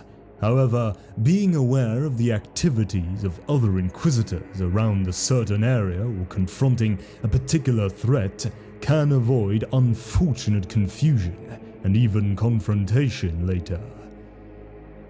A conclave is gathered by one of two means, either through open invitation to any Inquisitors to attend, or by more selective invite. The first is the accepted course of action if a serious threat arises or is discovered, requiring that all Inquisitors in the neighboring sectors be aware of it and, as is sometimes necessary, abandon their current missions to concentrate on this new menace. The second is more likely if the Inquisitor calling the conclave knows of others that will bring particular skills or knowledge to the meeting, and is perhaps after guidance or further information. Given the nature of communication and travel in the Imperium, gathering together even half a dozen specific individuals in a single place at a certain time requires that most conclaves are restricted in their sphere of influence to a few hundred light years and must be planned in advance. High conclaves, those that deal with the most grave matters brought to the attention of the Inquisition, can be convened on smaller timescales if required, as astropaths send out urgent missives to Inquisitors across a wider area. High conclaves are sometimes an ongoing affair that may see several dozen Inquisitors answer the call, though perhaps less than half of them will be present on any given day as they arrive or depart as the tides of the warp allow. With the exception of the high conclaves, which must be held on one of the Inquisition fortress worlds placed strategically across the Imperium, conclaves can be convened just about anywhere. Secrecy necessitates that they be conducted somewhere that is secure, and more experienced Inquisitors may well retain or acquire estates, libraries, or bases where such conclaves can be held. One of the most dire reasons for a conclave to be convened is for the education between two Inquisitors. An Inquisitor is above any judge but his peers, and thus it is required that for an Inquisitor to be brought to trial, a fellow Inquisitor must act as prosecutor. In these situations, an Inquisitor Lord will convene the conclave, often with the accused in absentia, and a panel of 3 or more will hear the case to be answered. Such a conclave can find an Inquisitor negligent, incompetent, or worse. The greatest sentence handed down by these conclaves is the declaration of excommunicate traitoris. The Inquisitor is found to be a heretic and is to be hunted down at all costs. It has been known for Inquisitors to declare another traitor without recourse to a conclave, as may be necessary to prevent a deviant from escaping, or when physical conflict is imminent. In such cases, a conclave of inquiry will be held after the events have unfolded. Sometimes such conclaves do not occur within the lifetime of the accused or the accuser, and they must make their judgment based on whatever evidence remains.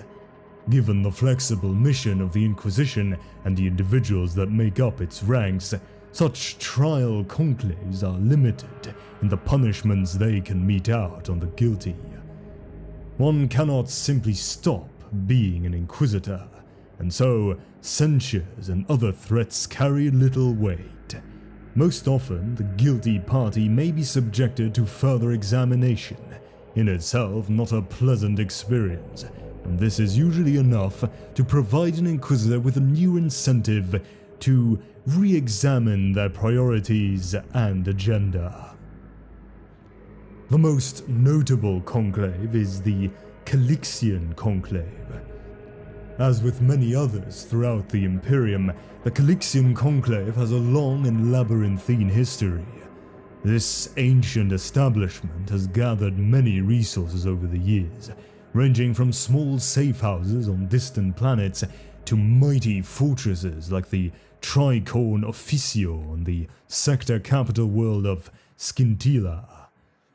Troops, secret libraries, ancient pacts, and even entire merchant companies are in the control of this conclave, though many would be hard-pressed to find any evidence of such a thing. There are also numerous hidden heresies and forbidden episodes buried within the annals of the conclave. Their symbol is a golden chalice. At inquisitorial gatherings, an ornate version of this chalice is often displayed upon a table, plinth, or other prominent position. Tradition holds that it should be filled only halfway with clear liquid. Their mythology holds that this is either a draught from the well of knowledge or the waters of forgetfulness. The original charter in which this detail was recorded has been lost, and copies of the tattered manuscript seem to contradict one another.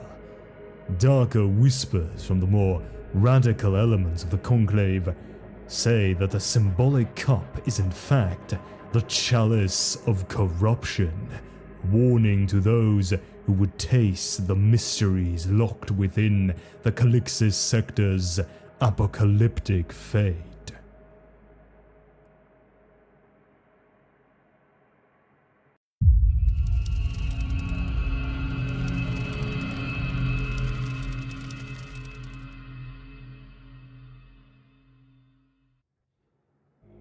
There is also another resource that an Inquisitor can draw upon: other Inquisitors. On occasion, an Inquisitor may well encounter another of his organization, or specifically request the aid of a comrade.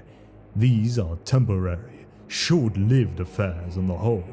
However, repeated cooperation between them can become established, and over time a growing group of Inquisitors will communicate regularly and assist each other.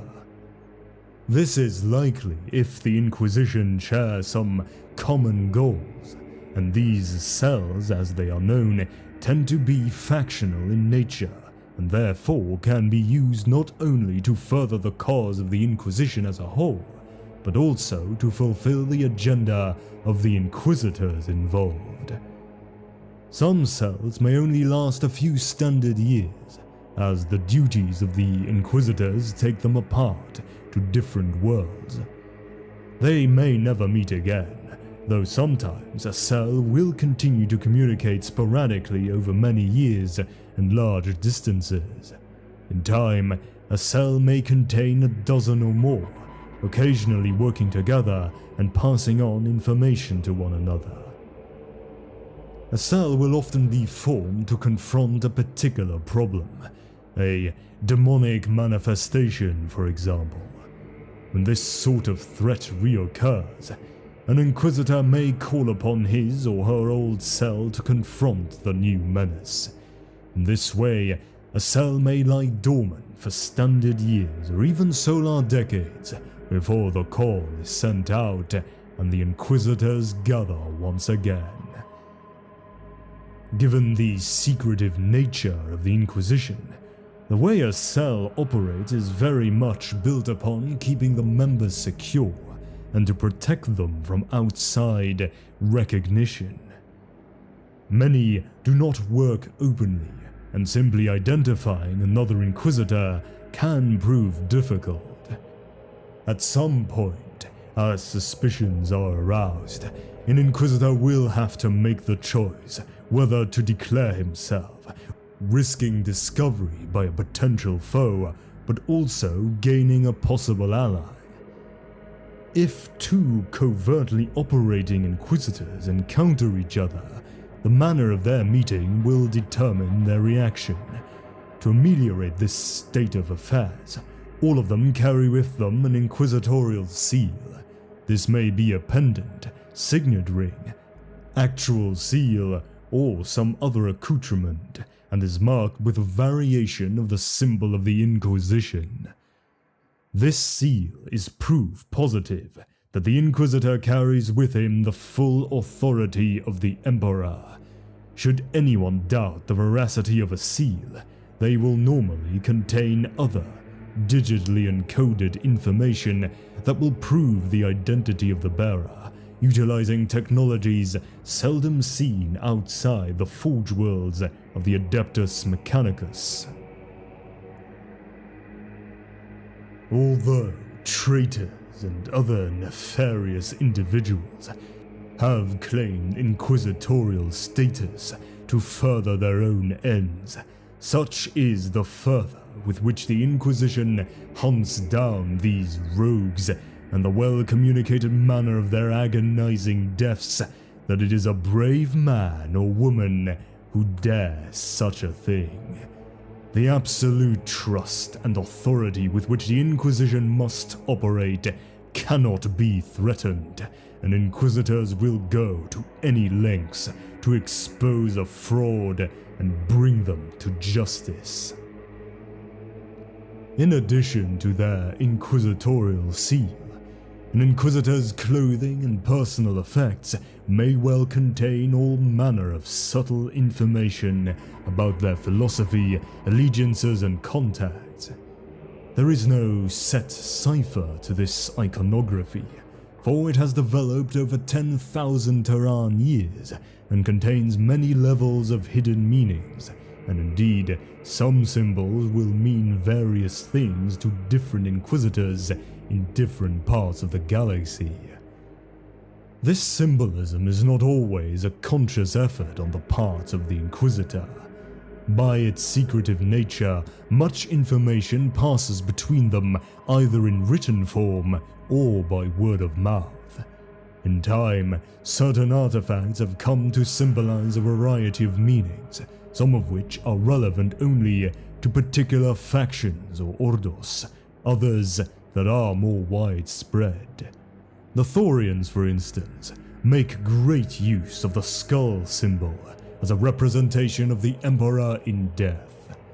Skull buttons, cufflinks, tattoos, earrings, or other decoration may be worn as a sign of reverence, but is also recognizable in certain situations by other Thorians. However, it cannot be said that the skull is the emblem of the Thorians alone, for no such thing exists, and the skull is a popular symbol throughout the Imperium, imparting a variety of meanings depending on how and where it is rendered. In addition to the skull, the Thorians will often have other symbols about their person, such as a scroll clasped in a hand, supposedly the hand of Prometheus himself as he left the First Conclave, and also a broken lock, the solving of the riddle of the divine vessel. Inquisitors are, of course, exceptionally observant, and will instantly pick up these and many other details upon meeting another individual. They will already know a little of the other person and their purpose before a word is spoken. Cells will often take this one step further. Agents for one Inquisitor in a cell may not know who else their master is working with, and an Inquisitor will not necessarily know who are the agents of his allies and who are either bystanders or enemies. To overcome this, a cell will often agree on a symbol or set of symbols with which to identify themselves and those operating for them. This can be as subtle as a particular type of stitching used on the hem of robes and coats, or more open, such as the wearing of a particular style of ring or brooch. By these means, they can identify and cooperate with their allies without fear of betraying themselves or their comrades. Some cells, particularly those that are operating exceptionally covertly and perhaps investigating local imperial officials of power and means, will also adopt a peculiar form of language. All of them will learn various codes and battle tongues from their master or mistress while they are an interrogator, and there are several spoken by Inquisitors all across the Imperium in one form or another. However, it will also be one of the qualified Inquisitor's first tasks to modify or create a secret tongue of his own. They are pragmatic for much of the time, and everyone is taught early on that their loyalty to the Master may one day have to be forgotten, and they will investigate their former mentor. In such situations, security cannot be compromised, and so there is the need for every Inquisitor and his or her warrior band to be able to communicate in a unique manner. The cell will, either through meeting one another or by use of intermediaries, agree upon a form for their code speak, corresponding to one of the basic language foundations used throughout the Inquisition. Some are utterly impenetrable to others reading or listening, and appear to be nonsense. Others are hidden within everyday phrases and conversation, with the carefully placed code words to convey the true nature of the message. As with their visual appearance, an Inquisitor's use of different types of cipher can say a lot about what they believe and whom they learn their skills from. As I mentioned earlier, a cell does not consist solely of Inquisitors, but also their agents. This varies from their immediate comrades that accompany them to distant contacts that provide other forms of support or information. When cooperating as part of a cell, an Inquisitor may pass on certain details of their informants and allies to the other members, though it is an unspoken tradition that where possible, an Inquisitor only deals with his own aides and confidants unless absolutely necessary. Using the visual keys and code language, the Inquisitors will be able to make their loyalties known to this intermeshed network of accomplices and agents, and thus utilize their services if required. For their part, the agents will have been told of others working with their master or mistress, but information is power, and so any one individual is unlikely to know who ultimately they are working for, and will instead only be aware of the cell through a layer of intermediaries and scanned contact. They may not even know it is the Inquisition that is pulling the strings. It is not unusual for an Inquisitor, even when contacting his agents directly, to masquerade as a lesser functionary to protect his identity. All of this allows the cell to deal with the threat for which it was created. The cell will last as long as the particular problem or menace remains, and may last for several standard years. They are transitory creations, and may contain Inquisitors who are only allied through common acquaintance, and may never meet all of the other members. However, should they do so, they will know immediately they are in the presence of their co-conspirators. Now, given the diverse nature of the threats combated by the Inquisition, which pay no heed to time or space, a cell may not convene with each other for several years while its members pursue their own missions in accordance with the cell's goals. On the other hand, the cell may see concentrated, almost frantic activity for several days or months, during which the situation is resolved. Cells formed over longer periods may well meet again when another threat arises, as an Inquisitor seeks out tried and tested companions to aid him. Others will disband, never to cross paths again, although the knowledge learned and the shared experience will be kept by them for the rest of their lives. It is through the organic ebb and flow of the cells that ideas, theories, and acquaintances can eventually pass from one end of the galaxy to the other over the span of a standard year, decade, generation, or even centuries. Philosophies that may well have fallen out of favor near Terra may only just be catching attention in the southern rim of the eastern fringe. The Inquisitors know full well the impossibility of maintaining any kind of structure across the great gulfs of space covered by the Imperium, unlike other Imperial organizations, and for the last 10,000 years, it is an approach that has, on the whole, been very successful. In all, it is important to remember that cells exist for a specific purpose, to combat a common threat identified by the Inquisitors within that cell. Inquisitors are free to leave the cells or to invite new members to join the effort, and they are organized on an ad hoc basis.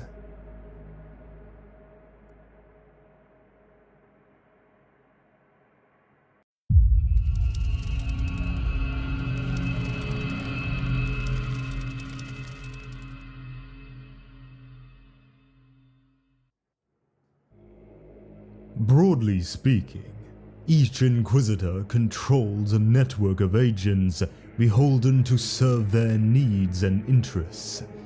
In turn, each Inquisitor also has certain obligations to their Ordo, conclave, or conscience, which they must fulfill. Often experienced Inquisitors, or ones in need of specific services depending on their Ordo or the current situation at hand, will have retinues of henchmen that he has deemed most useful. These retinues can be made up of a variety of individuals, from medics to lobotomized gun servitors carrying massive heavy weapons. Here is the full list of known Inquisitor henchmen. First we have the Acolytes, also known as the Interrogators or Explicators. An Inquisitor can take on apprentices and teach them everything he knows so that they too can someday become full Inquisitors like their master. Then the Chirurgeons, also known as the Torturers, Excoriators, and Sisters Hospitaller. Members of the Adepta Sororitatis, Orders Hospitaller, or just those individuals trained in torture, interrogation, and punishment, they can aid an Inquisitor in interrogating prisoners or healing wounds done to them and his acolytes in battle. Then the Familiars, also known as the Cherubim, the Servo Skulls, the Cyper Eagles. By far the strangest of henchmen, Familiars boost the psychic prowess of Psyker Inquisitors and allow him greater initiative. Then the Hierophants, also known as the Castigators, the Ecclesiarchy Priests or the Exorcists. These are fiery members of the Ecclesiarchy. They boost the faith of the demon hunters they are in service to and chant exorcisms and prayers that can cause agony to nearby demons. Then the Mystics, also known as the Astropaths, the Warp Seers, and the Sanctioned Psychers. Sanctioned Psychers are used by the Inquisition to detect the presence of demonic creatures. Then we have the Penitent, also known as the Bound Psychers, the Penitent Witches, or the Pariahs. When a witch hunter makes a heretic psyker repent his sins, a notably rare event, he could become what could be called a psychic lightning rod, absorbing the psychic attacks of other heretic psykers and protecting the Inquisitor and his retinue in battle. Then the Sages, also known as the Auto-Savants, the Lex Mechanics, and the Calculus Logi, individuals whose mathematical skills are so keen that they can calculate firing angles and trajectories perfectly, increasing the chance for an Inquisitor's ranged weaponry to hit its mark. Then of course the Warriors, also known as the Imperial Guard Veterans, the Combat Servitors, the Gun Servitors, the Crusaders, and the Adeptus Arbites Arbitrators. These individuals, or, well, mindless automatons in the case of the Servitors, act as bodyguards and combat support for Inquisitors and serve their master in direct physical combat against the minions of chaos. And, at last, the Untouchables. Inquisitors may also bring an Untouchable, a psychic blank who possesses the anti-psyker pariah gene to counter detection from that of another psyker or a group of psykers. Normally, an Untouchable does little more than serve as a tourist who follows the Inquisitor. Use of Untouchables in the Inquisition was first introduced by Inquisitor Gregor Eisenhorn, who, after finding one, helped form a distaff because of their usefulness against the many powerful psykers the Inquisition encounters. This distaff was ultimately attacked and destroyed by the heretic Pontius Glor, but Untouchables have continued to be used in inquisitorial retinues after their underrated ability saved this Inquisitor many times. Some other prominent examples of Untouchables include Wistan Froka of Gideon Ravenor's retinue and Jurgen, who was a part of the retinue of Commissar Cyphers Kane. I should also note that especially helpful, competent, or, well, attractive retainers may become permanent members of an Inquisitor's retinue as new acolytes, helping him bring light to the dark corners of the galaxy. The Inquisition does not have a formal hierarchy, and there is no system of ranks or command such as is found in the Imperial military or the Adeptus Terra. Authority within the Inquisition is governed by two factors: reputation and influence. Seniority is in itself no indicator of authority. However, most Inquisitors will take heed of the wisdom of an older and more experienced peer. There is one position amongst the Inquisition that carries with it more power and authority than any other: the Inquisitorial Representative to the Senatorum Imperialis. One of the High Lords of Terra, the Inquisitorial Representative is nominated from amongst the Inquisitor Lords of the sector surrounding Terra, and Inquisitors that have filled this role are referred to as an Inquisitor Lord Terran. It is not unusual for several Inquisitor Lords Terran to share the role of Inquisitorial Representative at the same time. Though the attendance of the representative is always appreciated, their position in the chambers of the Senatorum Imperialis is often empty, and their vote conferred by a missive. Such are the demands of the Inquisition.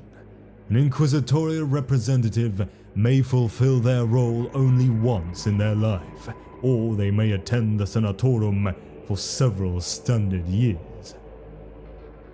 The requirements of service to the Inquisition may necessitate them leaving Terra to attend a high conclave, while others quickly tire of the bureaucracy and politics that the Senatorum is based upon and relinquish their position to return to more active roles out in the wider galaxy. To avoid unpleasant politicking on the part of the representative, the mixum term that an Inquisitor Lord Terran can serve on the Senatorum is 5 standard years, after which they must stand down. It is rare that the Inquisitor Lords cannot agree on a candidate for the role, for it does carry little more honor than that of messenger. The representative communicates the will of the Inquisition, not their own. However, it does come with a great deal of responsibility. While the Inquisition enjoys absolute authority, in reality, the cooperation of the other High Lords is essential in maintaining this position. If a representative were to cross the Fabricator General of Mars, for instance, the starships and arms by which the Inquisition's power is maintained may be put at risk. Conversely, if the Inquisition feels that an organization is stinting in its dedication, pressure can be applied to the relevant High Lord, turning an organizational issue into one of personal confidence. In this respect, the representative is an unparalleled position of leverage, for they have not attained this role by personal ambition or desire, and therefore risk no personal stake in their dealings with the other High Lords. They, on the other hand, will be only too aware of the subordinates that view their position with envy and ambition, and so must actively protect their power at each turn. The merest hint of the Inquisition's displeasure can be the catalyst for a High Lord being removed by those they represent. Those High Lords whose position is non-permanent, such as the leader of the Chartist Captains or the Lord Solar, are particularly vulnerable to this type of careful manipulation by the representative, for they risk not only their personal privilege but also that of the organization they represent. Thus, the careful balance of power between the Inquisition and the rest of the Imperium is carefully preserved. As well as garnering support for the Inquisition's endeavors, the representative has 2 other main responsibilities. The first is to warn the Senatorum of threats significant enough to trouble their debates. The Inquisition operates in such a way that it is normally the first to become aware of emergent menaces to the Imperium, and has proven this with regards to the Necron Awakening, the arrival of the Tyranid Hive Fleet, the advent of a Hrud migration, and during many other momentous events. Thus, it serves as the High Lord's eyes and ears across the galaxy, enabling them to bypass the dreary and lengthy processes maintained by the Adeptus Terra when the need arises. Such warnings come not only for information, but are inevitably attended with a recommended course of action. The High Lords will debate this recommendation, of course, usually modifying it in some form or other, and then begin turning the great wheels of the Imperium to implement their plans. There have been instances in the Imperium's past when the representative has been absent for many years, and in such times the Senatorum has become more rife with politics and infighting than is usual. The height of this was Lord Gorge Vandar's claim of the joint titles of Master of the Administratum and Ecclesiarch, heralding the age of apostasy or the assassin wars of vindication that followed shortly after the Reign of Blood. The Inquisition at the time was unaware of these internal problems, faced as they were by increasing discoveries of an ancient alien civilization seeded throughout the halo stars and dead worlds at the edge of the galaxy. There are also two other inquisitorial ranks. First, the Grand Master, which is a title sometimes given to an Inquisitor Lord who runs a standing sector or subsector conclave, such as Lord Orsini, Grand Master of the Ordos Helican of the Helican subsector, and the Master rank, where an Ordo has a strong presence in a sector or subsector. The senior Inquisitor Lord of each Ordo in that specific region's conclave may be given the title of Master. In the Ordos Helican conclave of the Helican subsector, for instance, there are 3 Masters, one for each of the Ordos Majoris, who, as well as overseeing the members of their Ordos, also provide counsel to the Grand Master of the conclave and are responsible for choosing their successor should they die or retire.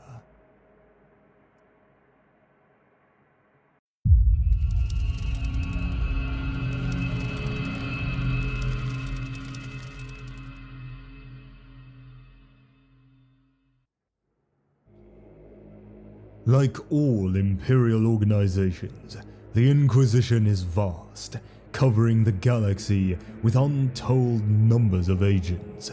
However, here the similarity ends, for the Inquisition is arranged in a way that is completely different to the galaxy-spanning bureaucracies of the Adeptus Terra. Its remit is open, its mandate simple: to protect the Emperor and mankind against any threat by whatever means are necessary. Such a mission requires the ultimate flexibility, and the scope of the threats ranged against them vary from individual mutant to system and sector-spanning conspiracies and alien domination. The basic operational unit of the Inquisition is, of course, the Inquisitor. In an Imperium that groans under the weight of gargantuan organizations and an impossible interstellar bureaucracy, the Inquisition is unfettered by such considerations and is free to operate where and how it sees fit. With an open remit to combat threats to mankind, it operates outside of the other Imperial organizations and has absolute authority over them. In practice, it must be more political than its mandate allows. Though their power derives from the Emperor himself, and even the High Lords of Terra are not above their scrutiny, the Inquisition must also rely on the other parts of the Imperium for resources. The Inquisition has tremendous amounts of power, and has access to troops, weaponry, and archives beyond most other Imperial organizations, but it must still receive these from the Adeptus Astartes, the Astra Militarum, the Adeptus Mechanicus, and others. In essence, it exists not as a force in its own right, but as a guiding hand that allows the Imperium to protect itself after a fashion. Much of its work is dedicated to observing threats to mankind and instigating an appropriate response. As well as the many Inquisitors, the Inquisition has millions, probably billions, of other agents and operatives across the Imperium and beyond, watching for signs of mutation, alien aggression, treachery, and incompetence. Each and every Inquisitor embodies the whole Inquisition and wields the power of the entire organization. The word of an Inquisitor is absolute and beyond reproach, except by others of their kind. Thus, as well as protecting the Imperium, it is also responsible for its own self-policing. It is a testament to the courage and diligence of the Inquisitors that it has maintained its position for 2,000 standard years, despite wars, pogroms, internecine conflict, and internal heresy. The men and women of the Inquisition are amongst the most vigorously tested, intensively trained, and motivated individuals from the whole of humanity, and they need to be. An Inquisitor needs more than simple physical skills, and an armory that goes beyond mere weaponry. Their mind is their great strength, not only for intelligence, but also strength of will. In a galaxy ruled by religious dogma and orthodoxy, an Inquisitor must cast aside superstition and faith and operate outside the established view of the galaxy. To be one is to understand the forces that work against the Emperor and mankind in a way that no other individual in the Imperium can, not even those that sit on the Senatorum Imperialis. To be required to fight against 10,000 Tyran years of received wisdom and established orthodoxy is no easy task, but if the Inquisition is to remain effective, then it is essential that its Inquisitors can see the galaxy through eyes untainted by doctrine or assumption. To avoid the monolithic, slow processes that are the curse of other Imperial organizations, the Inquisition is organized on only the most fundamental level, the single Inquisitor. From their original conception, the Inquisitor can call upon whatever local resources were required to deal with the threat with no need for recourse to the Adeptus Terra. This has stood true for 10,000 years, and throughout that period, the Inquisition has needed to maintain its position of absolute authority. To allow Inquisitors to operate as needed across the Imperium safely and without abuse of their immense and open-ended authority, the Inquisition gives each appointed Inquisitor an inquisitorial seal.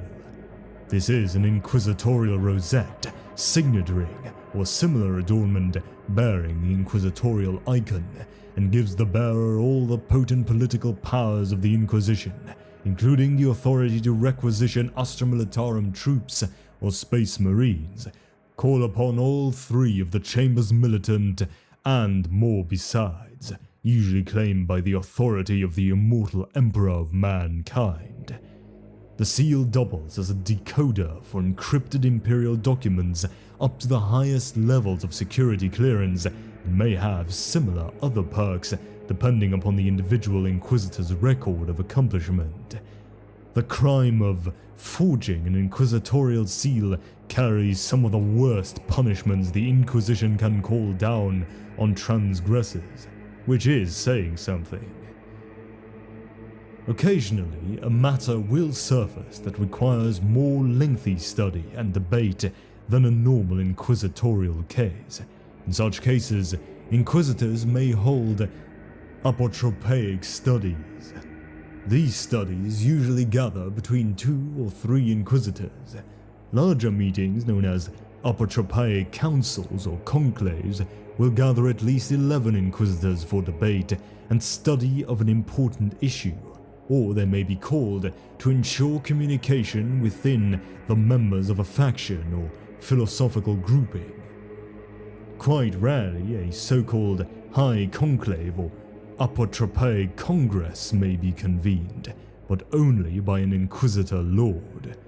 These will often gather dozens of Inquisitors for solar weeks of debate on many related topics. Usually, it is at conclaves and meetings of this sort that new Inquisitors will be appointed. It is also during such meetings that the Inquisition polices its own ranks, as no other organization in the Imperium has the authority to do so. Many threats that arise can be dealt with by the Inquisitor and their retinue without outside assistance. Cults in their infancy, renegade commanders, small-scale alien influence, and the other menaces that the Inquisition must battle every day are swiftly dealt with, either by the simple expedient of removing the individual at the center of the threat, or by elimination of the core of the enemy group. On occasion, a threat will be of such an extent that the Inquisitor must also call upon local resources, most notably the Adeptus Arbites and planetary warriors. They may require intra-system spacecraft to bring their foes to justice, or simply need more firepower against established sects or powerful individuals. In such circumstances, they can continue in one of two ways. They may openly reveal their presence to local military commanders and thus garner the resources they need. Alternatively, they may wish to keep their presence unknown. This is particularly true if corruption is believed to be more endemic amongst local forces. By passing on information through other channels, the Inquisitor is able to bring the problem to the attention of the Imperial Commander or other individuals and then assess their response. Failure to act appropriately to this information may well incur the wrath of the Inquisition, and a greater, more widespread purge will be required. Part of the nature of the Inquisition's work requires numerous undercover operations, depending on the individual Inquisitor, of course. Particularly dangerous or sensitive missions may require the Inquisitor and his crew of acolytes to operate without even the remit or knowledge of local planetary authorities. In some cases, they may even fake their own deaths in order to move their mission forward invisibly. At times like these, Inquisitors operate under a mandate known as Special Condition, which means that the inquisitorial team, to all intents and purposes, no longer exists. The normal inquisitorial symbol of office is replaced with a somewhat altered symbol during special condition missions that has a dagger-like point at the end and is colored a distinct blue shade with a winged skull prominent near the top of the sigil. It is presented only when recruiting members to the team who can be trusted not to jeopardize the secrecy of the mission. Gregor Eisenhorn and Gideon Ravenor are two of the most famous Inquisitors to have gone on special condition. In some situations, local forces are not a viable option. This may be because they lack sufficient strength to deal with a threat, or perhaps because they are linked to the threat in some fashion. In such a scenario, the Inquisitor will need to draw on forces from further away. Such a situation can be difficult, as the Imperium is not swift to respond and the threat that might be easily countered within solar weeks may grow progressively in strength before sufficient force can be brought to bear.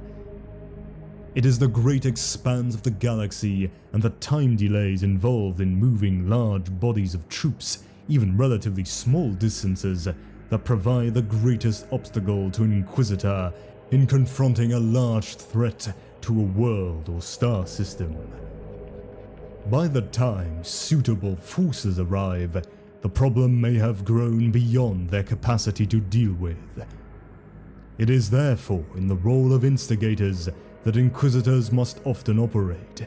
If a world has succumbed to alien domination, chaos influence, or some other major corruption, it is the duty of the Inquisitor to set the military wheels of the Imperium in motion and oversee their response. The admirals and colonels that are brought to the growing war zone may never even know that the Inquisition initiated the course of events that summoned them.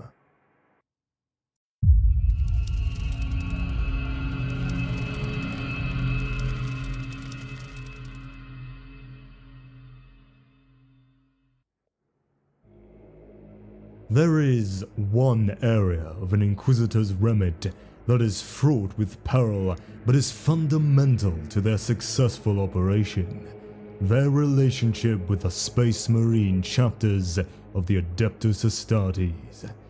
Like the Inquisition itself, The Adeptus Astartes operate alongside the Imperium rather than as part of it. The Inquisition's power extends over them, but the chapters themselves are fiercely independent and not welcoming of outside investigators. An Inquisitor that suspects a chapter of deviant behavior must tread carefully. Space Marines have been, historically, extended a lot more latitude than other Imperial forces concerning their organization and activities. However, the threat posed by a renegade chapter is such that they must be constantly monitored. The purity of their gene seed and the motives of their actions are regularly scrutinized for irregularities. The most traditional, hardline Inquisitors have immense problems dealing with them, simply because they also operate outside the dogma and bureaucracy of the Imperium. What may seem heretical and self-serving on one level can also be viewed as essential to the Space Marines' power. The ability to act on their own, to fight where necessary, and to take whatever action they deem fit is intrinsic to the Space Marines' capability to respond quickly and efficiently to emerging threats or to proactively protect mankind. Orthodoxy is easily confused with disloyalty, and there have been a few occasions when an overzealous Inquisitor has instigated a problem where none existed. The Space Marines are rightly justified and proud of their loyalty to the Emperor, but endeavor to remain aloof from the infighting and politics that plague the Imperium. They answer to none but their chapter masters and the Emperor himself, and to have their loyalty brought into question is a great offense. To have forces of the Imperium brought against them is, to the Space Marines, a betrayal of the bonds that exist between a chapter and the Imperium. It is, therefore, a prudent Inquisitor that does not rush in. In circumstances where a chapter is proven to be a threat, it is the most preferable course of action that other Adeptus Astartes are used to combat it. Not only is a Space Marine chapter a formidable fighting force that conventional troops may not be able to confront, but also allowing the Space Marines to deal with each other is invaluable. Because they all share a common bond with each other, and the chapter master will respond to information that threatens the honor of the Adeptus Astartes as a whole. For one chapter to turn renegade is a smear on the reputation and honor of all Space Marines. It is sometimes enough to be confronted by fellow Space Marines rather than an agent of the Imperium to make a chapter see the dangerous path it has begun to tread and to change its behavior. If such criticism were to come from another source, it is likely to prompt a harsh reaction, possibly even compounding the threat. On the other hand, if a situation has reached such a level as to become a genuine menace, the destruction of the chapter is sometimes the only course left open, as was the case with the Soul Drinkers chapter. This is no small undertaking, and several other Space Marine chapters may become involved, either of their own volition or by request, as happened in the Fourth Quadrant Rebellion that led to the Badab War. It is clear, then, that wherever possible, it is best if the Inquisition can deal with a threat using its own resources, avoiding the dangerous entanglements that may result from involving other agencies and military forces. It is for this reason that the Inquisition maintains its own fighting formations, foremost amongst them being the kill teams of the Death Watch Space Marines and the demon-hunting Grey Knights. I will now explain the Inquisition's recruitment methods and procedures. Of course, as with all aspects of the Inquisition, the matter of recruitment is not centralized, and the power to invest others into its ranks lies with the Inquisitors. Some do not recruit at all, spending their years in the pursuit of their enemies and dedicating themselves to their duties within their own lifetime. Others feel it is one of their burdens to bring about the next generation of Inquisitors to carry forward the battle that they must wage. Inquisitors are left to their own judgment in all matters, subject only to scrutiny by their peers, and the same applies to recruiting new ones. Many leave such matters to chance or perhaps fate, picking a suitable candidate or candidates from amongst those individuals whose paths they cross. Other Inquisitors are more rigorous in their pursuit of apprentices. They will spend a portion of their time seeking out suitable candidates, perhaps from amongst the ranks of other Imperial organizations.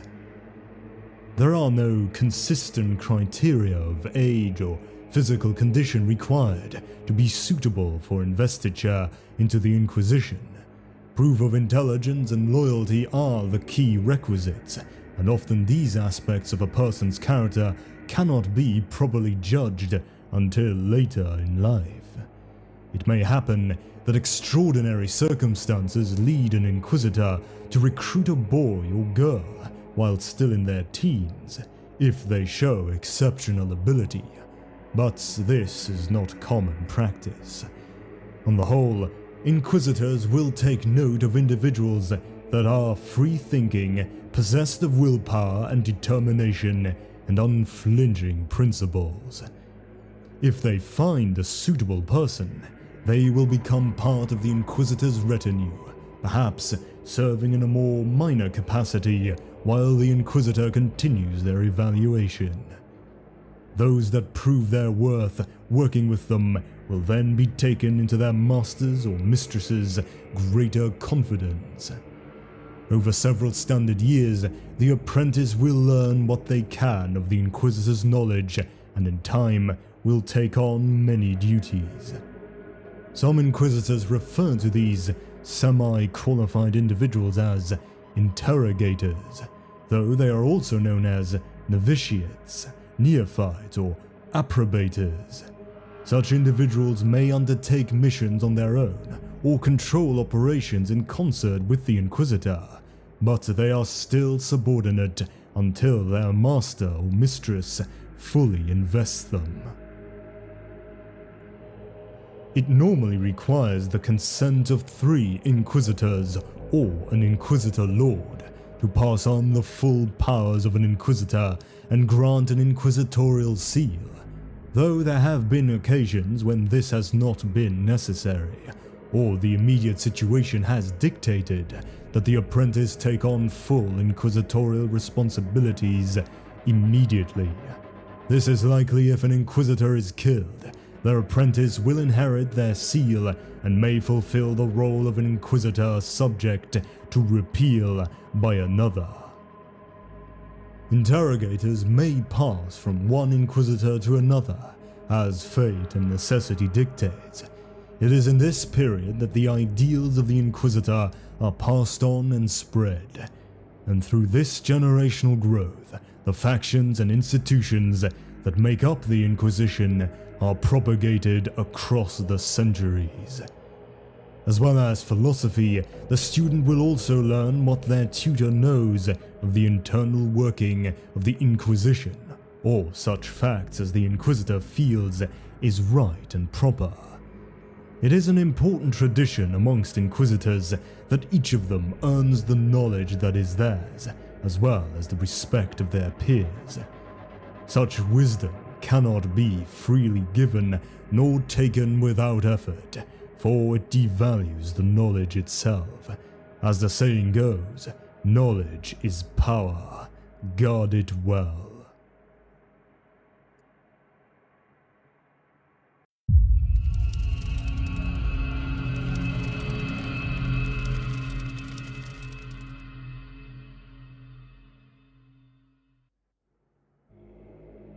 The Inquisition's remit places it above all of the Imperium's institutions, with the exception of the Senatorum Imperialis, the High Lords of Terra themselves. In theory, a single Inquisitor can denounce an entire planetary government, requisition whole armies of the Astra Militarum, and hold the fate of populations in their hands. In practice, however, the reality is far more complicated. For a start, the Inquisition moves in many different ways, according to the judgment and character of its agents. Some are brash and bombastic, others dark and threatening. Some announce their coming so as to strike terror into the hearts of the Emperor's foes, while others move about stealthily, watching from the shadows before striking. An Inquisitor would be foolish indeed to arrive at a world suspected of imminent secession and attempt to arrest the Imperial commander, for they may find the entire population rising in opposition. Therefore, an Inquisitor in such a position has to ensure that there are significant resources at hand to combat an uprising, and to attain them they have to gain the support of other bodies. In practice then, Inquisitors are essentially peers of the Imperium, although many consider themselves answerable only to the High Lords of Terra and the Emperor himself. In reality, there exists a class of high-echelon Imperial servants to which Inquisitors belong, all who wield more or less the same levels of political influence. Such worthies include Imperial Governors, Astra Militarum Generals, Space Marine Chapter Masters, Rogue Traders, Lord Admirals of the Imperial Navy, Adeptus Arbites Judges, and the sector-level representatives of the Administratum. Relations between these various groups are often seething with internecine rivalry and bitterness, and even within one grouping, deadly wars may be fought to gain influence and leverage. Imperial commanders, for example, quite frequently engage in bitter and bloody territorial clashes, and the Inquisition is far from immune to internal political strife.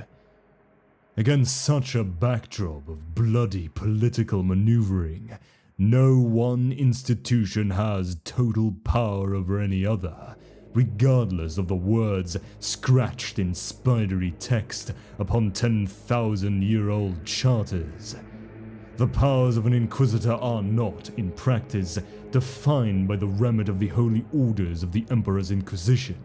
They are constantly shifting in response to their position within the dark and feudal power structures within the Inquisition, as well as being subject to many outside influences.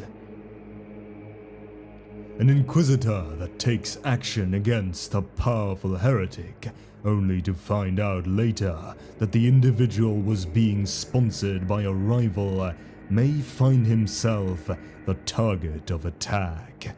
One that declares a world purgatus without the agreement of their peers may find themselves ostracized and unable to call upon the aid of their fellows in times of need. These and a million other factors serve to inhibit the powers Inquisitors can actually wield when operating in the field. Perhaps the most common shared traditions are those steeped in powerful symbolism. In many ways, man is a very simple creature who responds very well to certain images. The Inquisition knows this and is happy to exploit it to suit its own needs. Fire is traditionally associated with the Inquisition and its works. The image of the cleansing flame is a strong one, and acolytes are encouraged to employ it when they have need to strike fear. Wherever there is the white-hot excruciator, a witch pyre, or a promethium-dripping flamer, there too is the Inquisition. Other than the literal interpretation of fire as a weapon, there are other uses for such symbolism.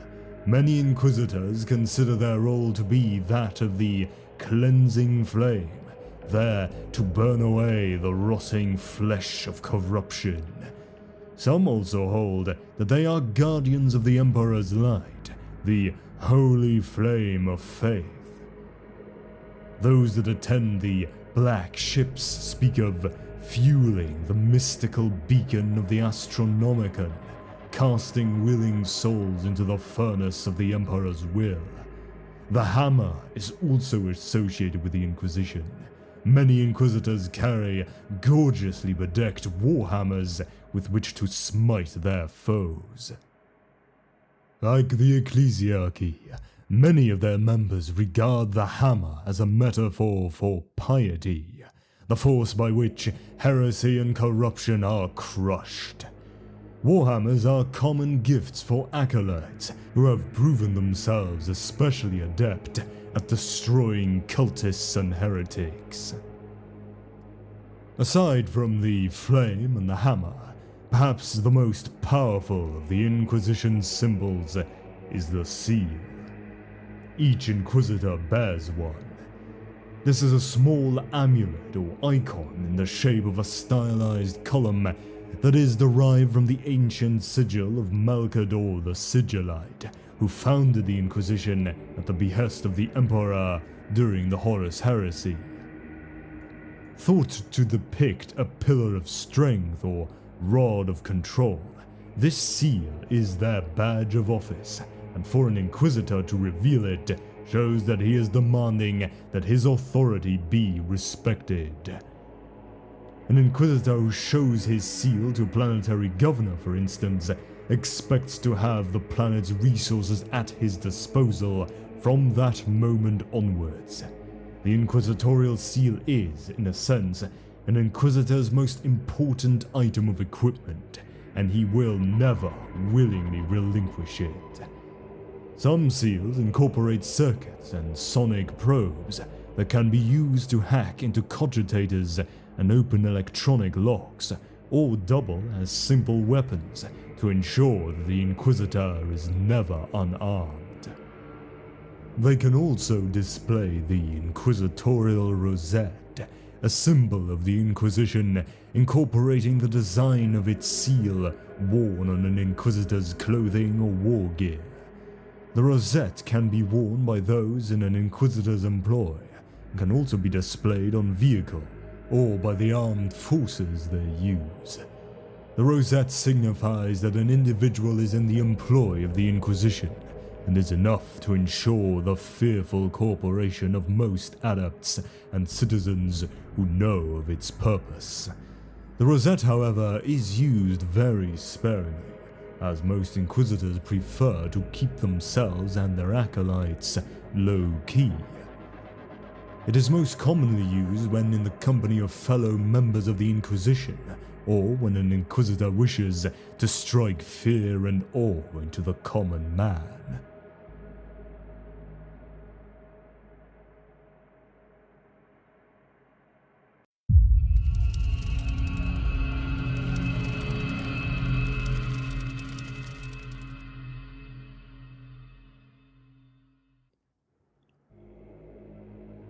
He who is not a Puritan in his youth has no heart.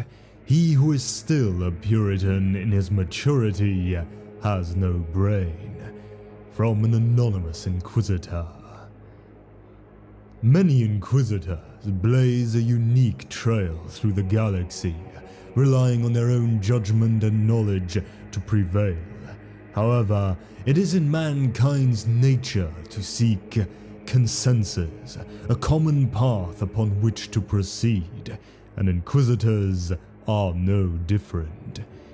At any time, there are scores of different philosophies advocated within the Inquisition, each considered the path of ultimate truth and salvation by their adherents.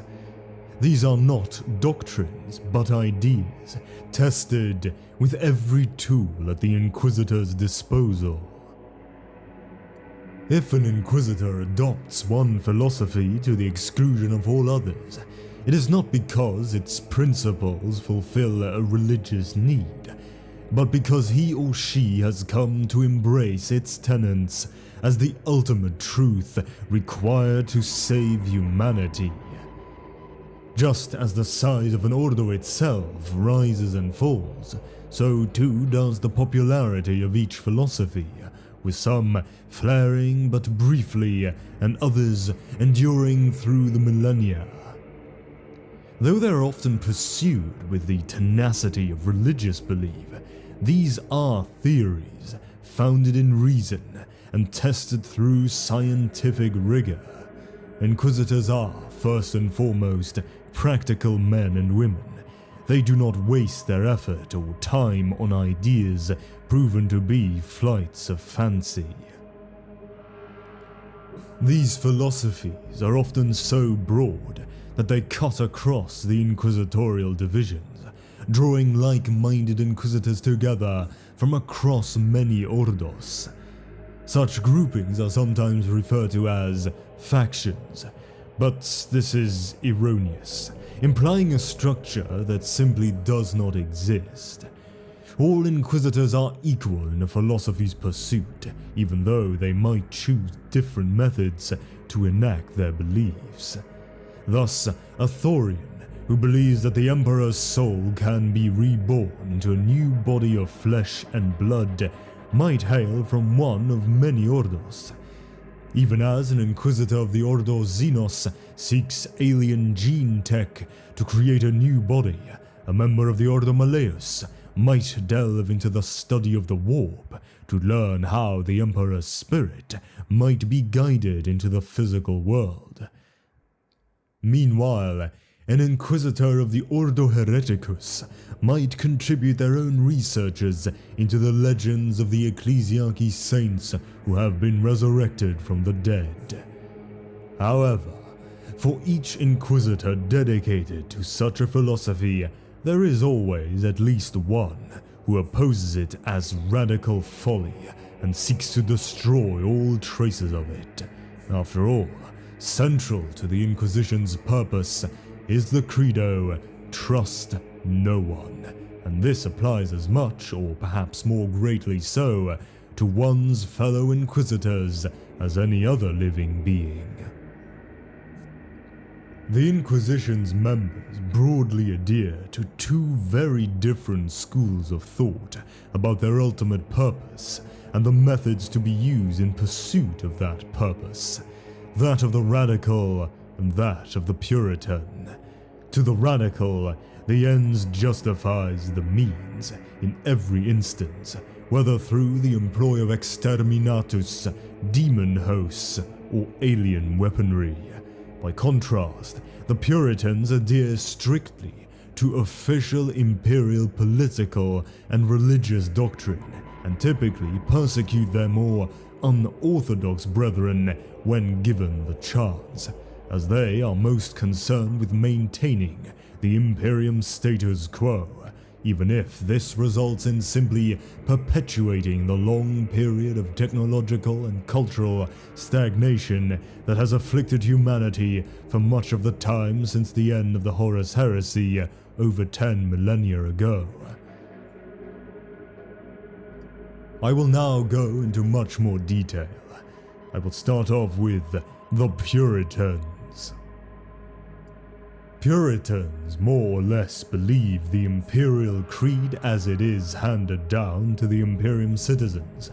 The Emperor is a god. The dark forces of the warp are unutterably evil, and mutants, heretics, and witches must not be tolerated. Furthermore, they tend to believe in maintaining the status quo of the Imperium, since it is the instrument of the Emperor's will, no matter how poorly flawed mortals have implemented that will. Puritans are mostly young and full of fire, eager to prove themselves to their peers and their emperor by hunting down humanity's traditional foes and preserving the stability of the Imperium. Many acolytes also share this zeal, particularly as they are often at the sharp end of any engagement with cultists, mutants, and other such scum. Even if they do not entirely agree with this view of the Imperium, an Inquisitor will often encourage Puritan ideals within their servants, knowing that this will help them expedite the task of rooting out corruption with great gusto. Here are some of the most known Puritan factions, starting off with the most well-known one, Tyranids. Born of the fire and ruin of the Age of Apostasy in the 36th millennium, the Thorian Inquisitors are a Puritan faction who believe that the will of the Emperor can manifest in the hearts of pure individuals, and in times of great need, his avatar will appear to vanquish the foes of humanity.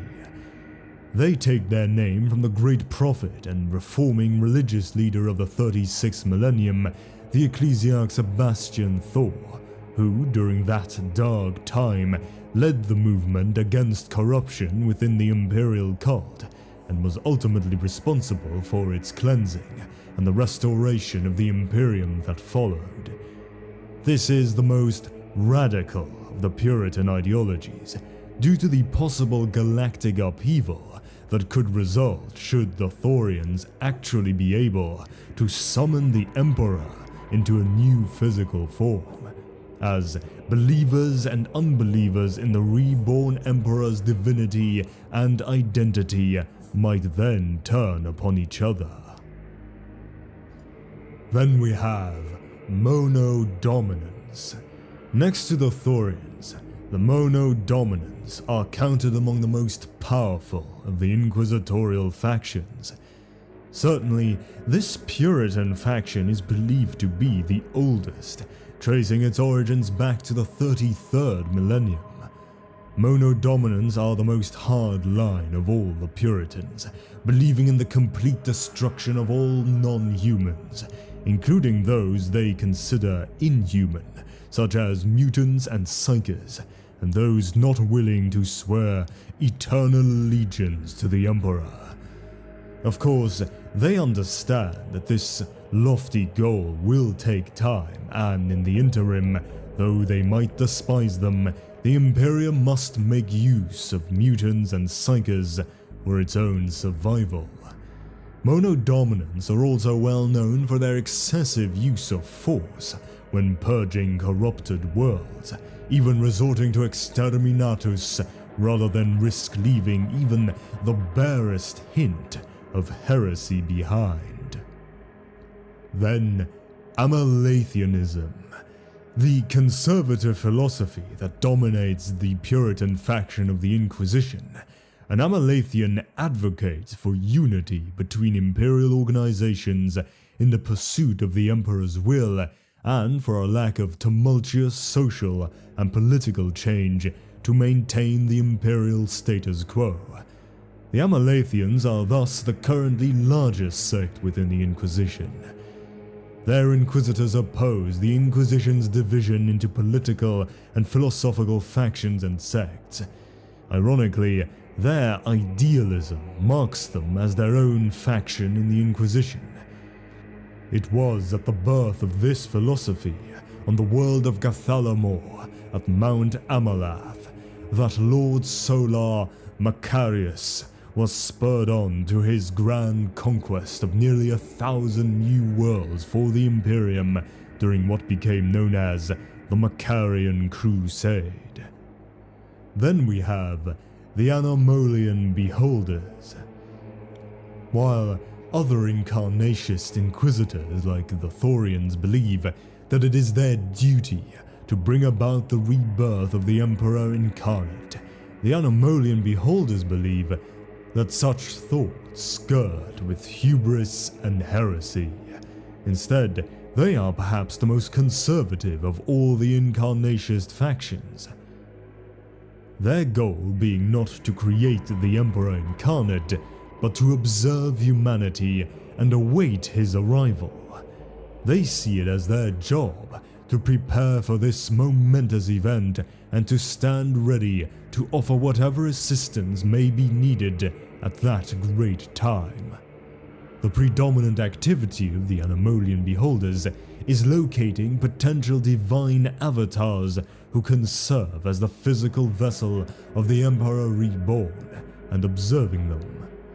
Only if they are convinced that the vessel is tainted will they destroy it.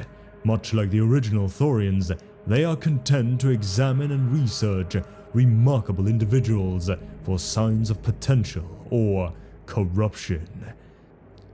They are more zealous than most to follow up any sign or omen of a possible divine avatar, and are amongst some of the most traveled Inquisitors in the galaxy.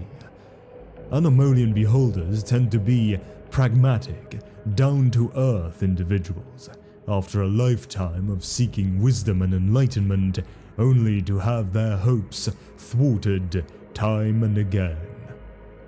They tend to take a longer view of matters, and despite numerous setbacks to achieving their goals, are always optimistic that the future may hold the answers. This has garnered them a reputation for being level-headed and reliable, and other Inquisitors will often happily overlook their foibles in return for these better qualities. Then, Ardentism. Though not truly following a philosophy of resurrectionism or incarnationism, the Ardentites are best discussed alongside such factions that do like the Thorians. Their somewhat quirky belief is not widespread amongst the members of the Inquisition, but had been persistent in various guises for several millennia, either within the broader Thorian ideals or as a distinct faction in its own right. The Ardentites firmly believe in the basic principles of the Emperor Incarnate, in which the Emperor can be brought back to play an actual physical role in human life once more. But there, the similarity with the Thorians end. Rather than a single divine avatar who will serve as a physical vessel for the reincarnated Emperor, the Ardentites feel it is more likely that the power of the God Emperor is likely to manifest through a group of people, or more likely, the entirety of mankind. Given humanity's evolution towards being a psychic species, evidenced by a gradual but perceptible increase in mutation and psychic ability, it is the belief of the Ardentites that the ultimate plan of the Emperor to protect mankind during this vulnerable stage was to disseminate his power throughout humanity.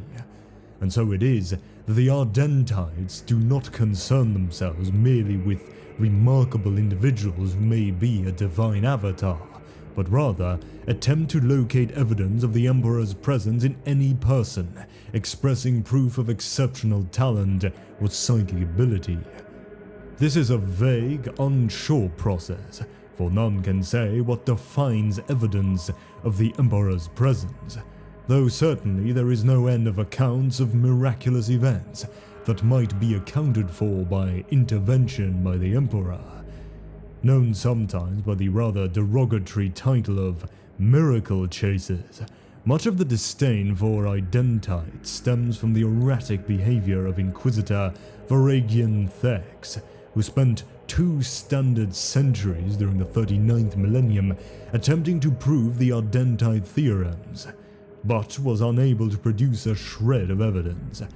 Having presented his findings at a conclave of his fellow Inquisitors, he was censored for dereliction of duty, for devoting time and resources to his baseless beliefs. It is perhaps this defiance of defeat and the rebellious streak that still characterizes many Ardentites. They are widely regarded as eccentric individuals who seek the work of the Emperor everywhere, but they also make great investigators for they will often delve deeper and for longer than others, unwilling to make obvious conclusions from their discoveries, but to seek inner meanings and hidden motives in what they encounter.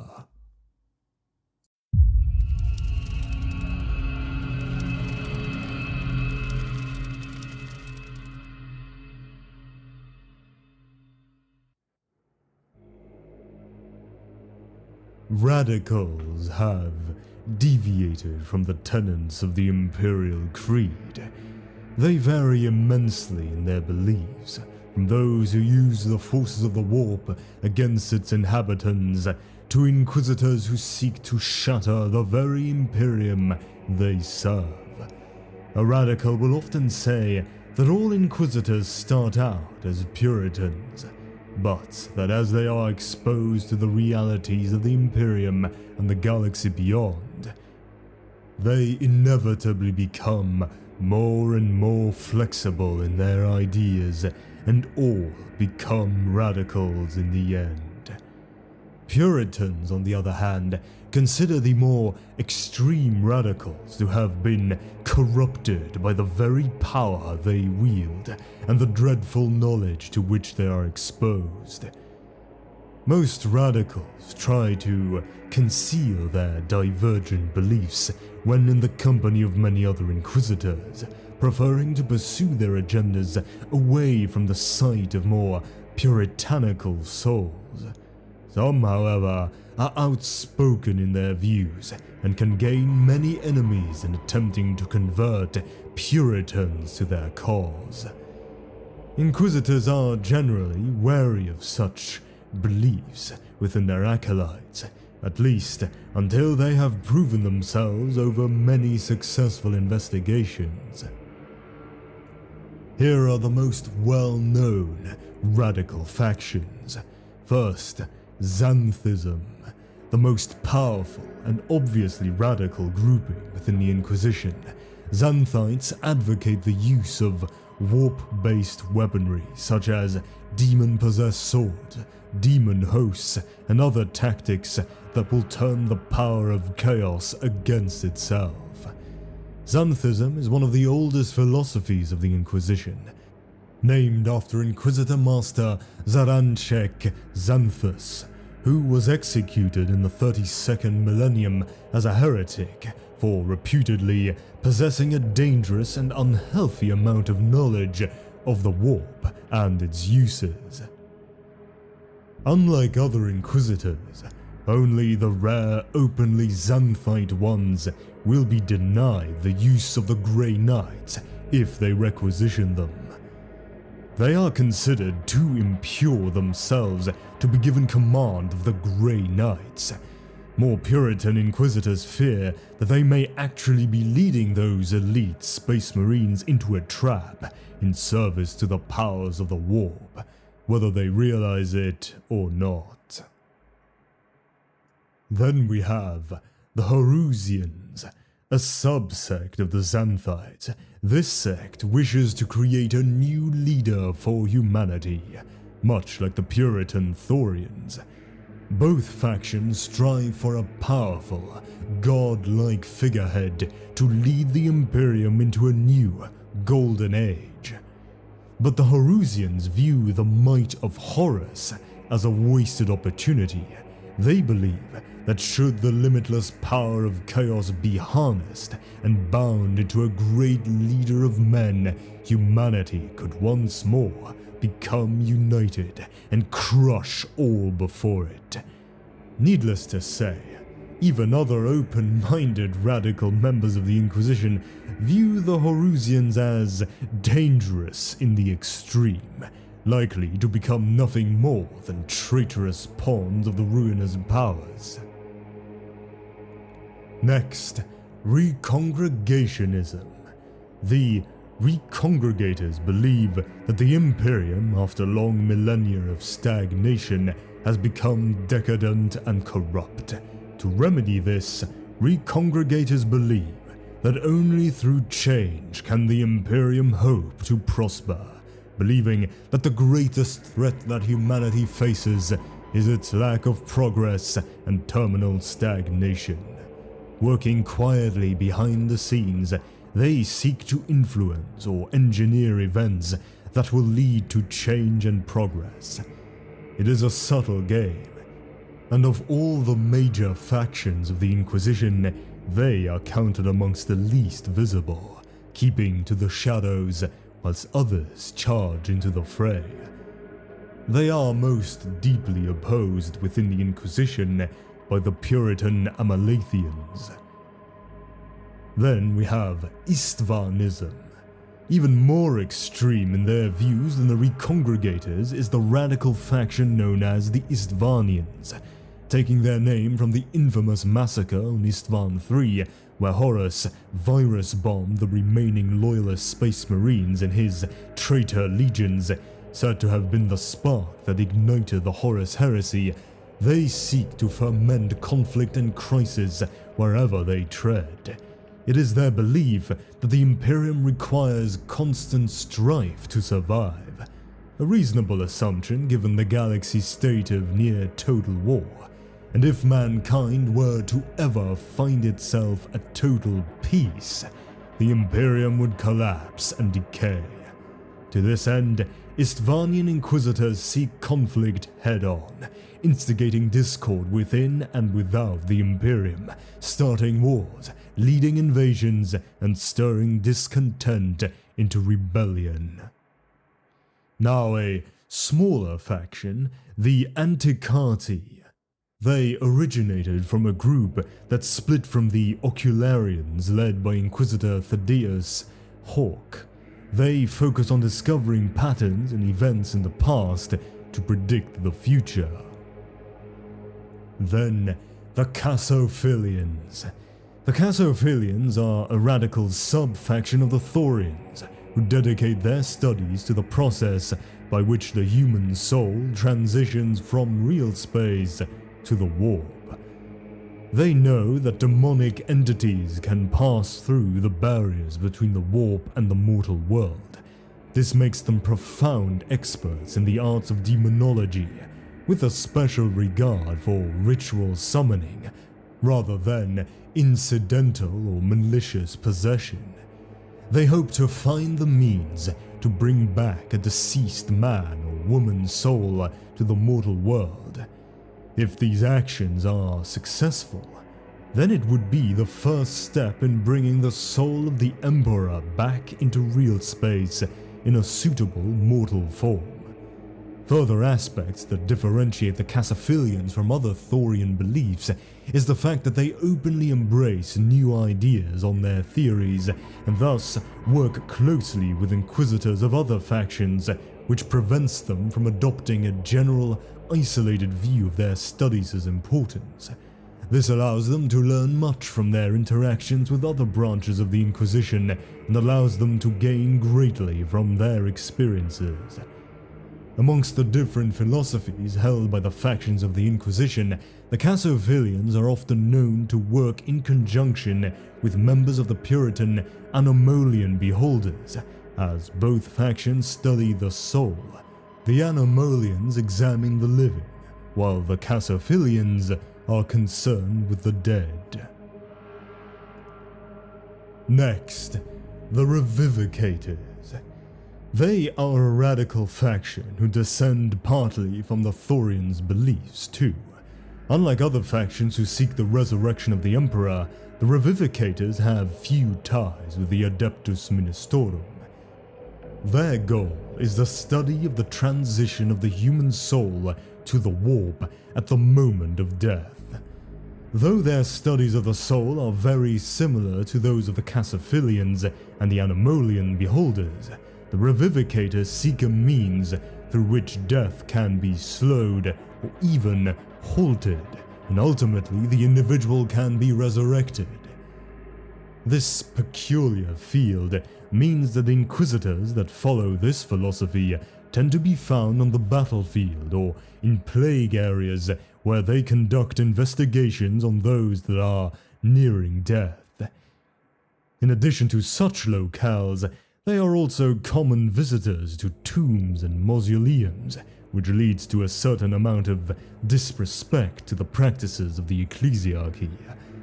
This has led the Revivicators gaining a reputation as ghouls and ravens due to the morbid nature of their practices. They are known to have learned much from the capture of various Eldari over the centuries. This is because they find the Eldari spirit to be a fascinating object of study, because of that xenos species' ancient ability to reincarnate themselves after death, and their other necromantic practices in the wake of Slanesh's birth and the fall of their lost empire. They have conducted numerous experiments in replicating the Asuriani's practice of capturing a departing soul in a soul stone. However, all these attempts have been unsuccessful, as mankind's psychic technology is far inferior to the psychic engineering properties of Eldari Wraithbone. In addition, there are also those who follow this belief who have read Inquisitor Lord Van Hinkel's treatise on the soul theft methods of Eldar pirates, which was written in the 39th millennium.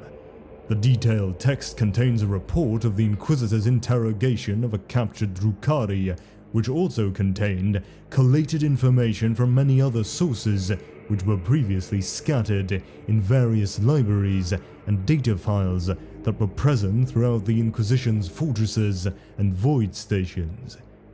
The least scrupulous of the Revivicators have attempted to make use of the torturous practice of the Drukhari on heretics and other criminals. There are few within the Inquisition who are aware of the grisly dungeons that are staffed by Revivicator telepaths and which are wired to arcane machinery for the detection as well as the extraction of psychic energy. The ultimate goal of these Inquisitors is to study the Golden Throne itself and find the means of altering its functions in order for the Emperor's body to be restored.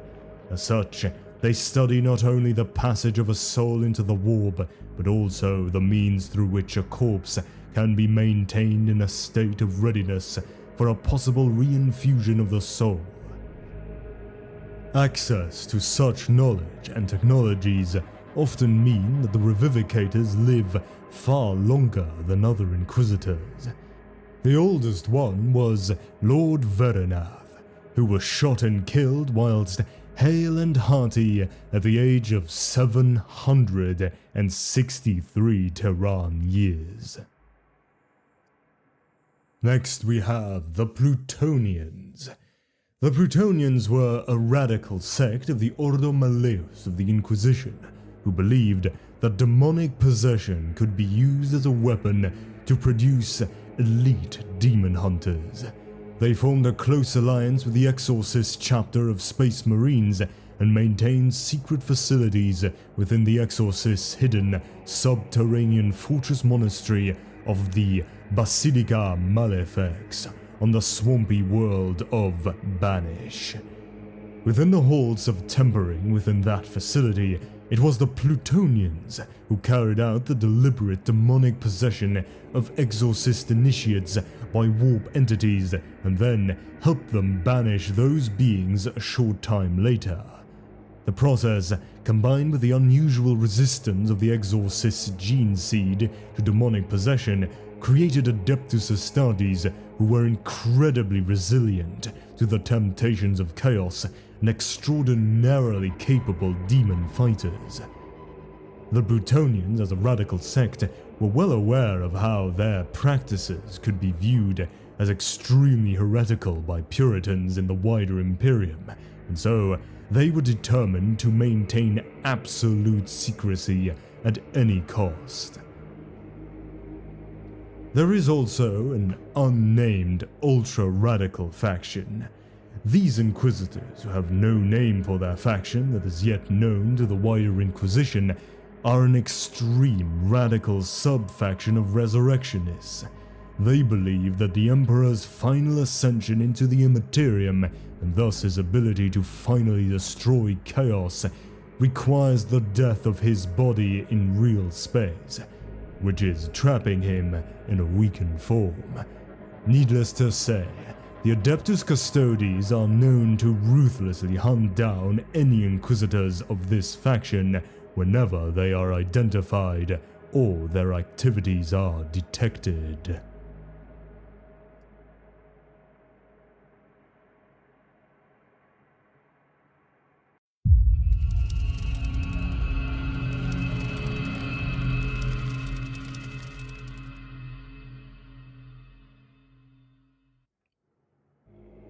You do not need to look to the stars to find the greatest obstacle this conclave faces, my brothers. Simply gaze around this room and you will find such a sea of discord as to make our foes cackle with glee. From Inquisitor Eistus Gracca in his address to the Calixian conclave. In addition to the well-known radical factions, scores of others are whispered to exist across the Imperium. These are rumored to be splinter groups of the larger factions, fractured from their parents by extreme views or differing beliefs, such as the Puranthius or Antipsychia, who seek to cleanse the Imperium by targeting specific foes or practices. Alternatively, they may be a result of local phenomena, such as the Clavianus of the Eastern Fringe, dedicated to understanding the unique philosophies of the Tau. In the Calixis sector, there are several of these splinter factions. Some are mere shadows of greater schools of belief, while others are genuine organizations in their own right, with no small amount of power and influence within the boundaries of the sector. First we have Libertarianism, a relatively new-found flame of radicalism founded from an unexpected source in the Calixis sector. A Libricar is a member of a faction of the Inquisition that is a relative newcomer to the clash of inquisitorial ideologies and doctrines. The doctrine of the Libricar is one that earns its fanatical counter-reformers an often outcast status in the Holy Ordos, an extremist outgrowth of the Puritan Amalathians. For the Libricar, it is not enough to preserve the institutions of the Imperium, but also necessary to ensure that those who rule and maintain them are ceaselessly watched, mercilessly judged, and made pure by bloodshed. To a follower of the Libricar doctrine, the sacred pattern of the Imperium, as divinely ordained by the mind of the God Emperor, has become weakened from within by petty political corruption, factional strife, and beset by arrogant ideology, not least of all within the Holy Ordos of the Inquisition itself. Above all, they despise those proponents of change who presume to second-guess the will of the divine or betray their emperor-given power and privilege for petty personal vice. For the Libricar, true order must be restored, and imperial tradition venerated, and the path to this sacred goal is clear. And if they must take it into their own hands and become judge, jury, and executioner in order to show the way, then so be it. Next we have Oblationism. Born in the fires of the War of Brass that racked the Calixis sector in the late 40th millennium, the Oblationist faction is an oath-sworn society of bitter fanatics who wield warp-forged weapons, bind demons, and command the power of sorcerers with a self-hating fury that sees all in the Inquisition but their own creed as utterly impure, corrupt, and deserving of destruction. Their infamy long outstripping their numbers, the notorious Oblationist Inquisitors and their trusted servants have determined to sacrifice themselves in the cause of the protection of the Imperium, regardless of the cost. Consumed with vengeful wrath and fanatic certainty, they gather profane artifacts, hoard forbidden knowledge, and wield the powers of the warp, whilst tolerating no others to use such methods. Their intolerance of all other radicals has much in common with the most puritanical factions. They believe that only other ablationists may wield the weapons and knowledge of the enemy and remain true in the service of the God Emperor. They are unbending in their belief and ruthless in all aspects of its application. Then, the Ocularians. Of all the factions of the Inquisition present in the Calixian sector, the Ocularians, literally they who see, are amongst the strangest and most unfathomable even to their peers. They are united not simply by doctrine, but by obsession, knowledge of the future, of predictions and omens, patterns of events, divination and destiny, and above all, in keeping their own secrets. The faction's detractors range in their accusations from charges that the Ocularians waste their attentions on meaningless and futile attempts to predict future threats to the Imperium of Man while blithely ignoring present dangers, to attempted witch hunts raised by hardline Puritans against Ocularians they believe have courted damnation in their desire to know the unknowable. Ocularians are a sect whose provenance, exact origins, and age are shrouded in a tangle of myth, apocryphal data, and outright contradiction. Those few that know of them in any detail consider them to be a paranoid faction of diviners and scholars, inquisitors whose obsession with prophecy and prognostication has long skirted outright heresy. Ocularian inquisitors and their tightly knit coteries of acolytes, who feature a preponderance of adepts and sanctioned psychers among their ranks, are generally regarded by the conclave Calixis' powers that be as a useful, if often erratic, resource. Their abilities and skills make them asset enough to remain tolerated despite their eccentricities and adherence to internal secrecy. This status quo does not, however, sit well with many of the conclave's Puritans, and over the centuries, internecine strife has occurred on numerous occasions. The Ocularians often emerge as the victor, much to the shock of the firebrands who have challenged them. The true nature of their power, their history and goals, are more subtle and more terrible than even the most rabid witch hunter would dare believe. Then we have the Phainonites. A Phainonite is a member of a malevolent Xanthite splinter faction of the Inquisition, reviled even by their fellow radicals, that has long been declared excommunicate traitoris by the Ordo Malleus. They are dedicated to the overthrow of the God Emperor and the Runer's powers alike, seeking a new future for humanity through the blasphemous fusing of flesh, machine, and the powers of the warp into a new mode of existence for mankind. Once thought utterly destroyed in more recent years, the heretical Phainonite philosophy has reared its ugly head again and taken dangerous new shape in the Calixian sector. Then, the Polypsicana. They are a faction consisting of like-minded radical inquisitors in the Calixian conclave who believe in the ascension of humanity into a purely psychic species. They believe that they themselves must serve as guardians and guide mankind down this path of transformation. This way of thinking is not unique to the Calixian sector or the Imperium in its long history, as similar thoughts have appeared in the past.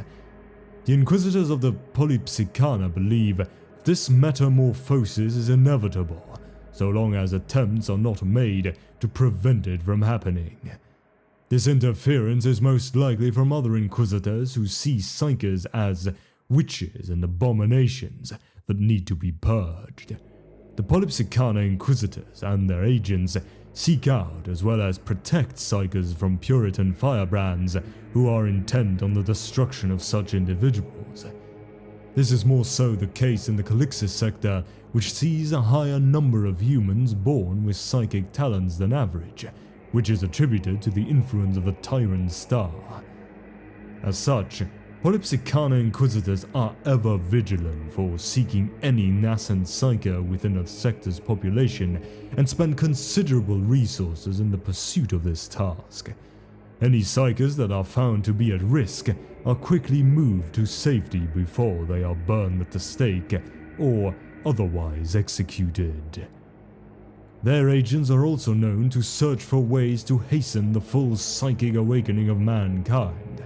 Such an act is to be accomplished through eugenic techniques, as well as the use of a powerful psychoactive drug that can transform even those without the genetic profile of a psyker into a potent wielder of the energies of the warp. Next, Seculos Attendus. This minor radical faction maintains that the religious beliefs spread and enforced by the state church of the ecclesiarchy is hampering and holding back humanity from advancing, and therefore they seek to reduce its power and influence wherever and whenever possible. They believe that the hulking dogma and doctrine of the Adeptus Ministorum is slowly corrupting mankind and hampering its growth, and that the light of the Emperor does not need the hand of the imperial cult to reach those who wish to embrace it.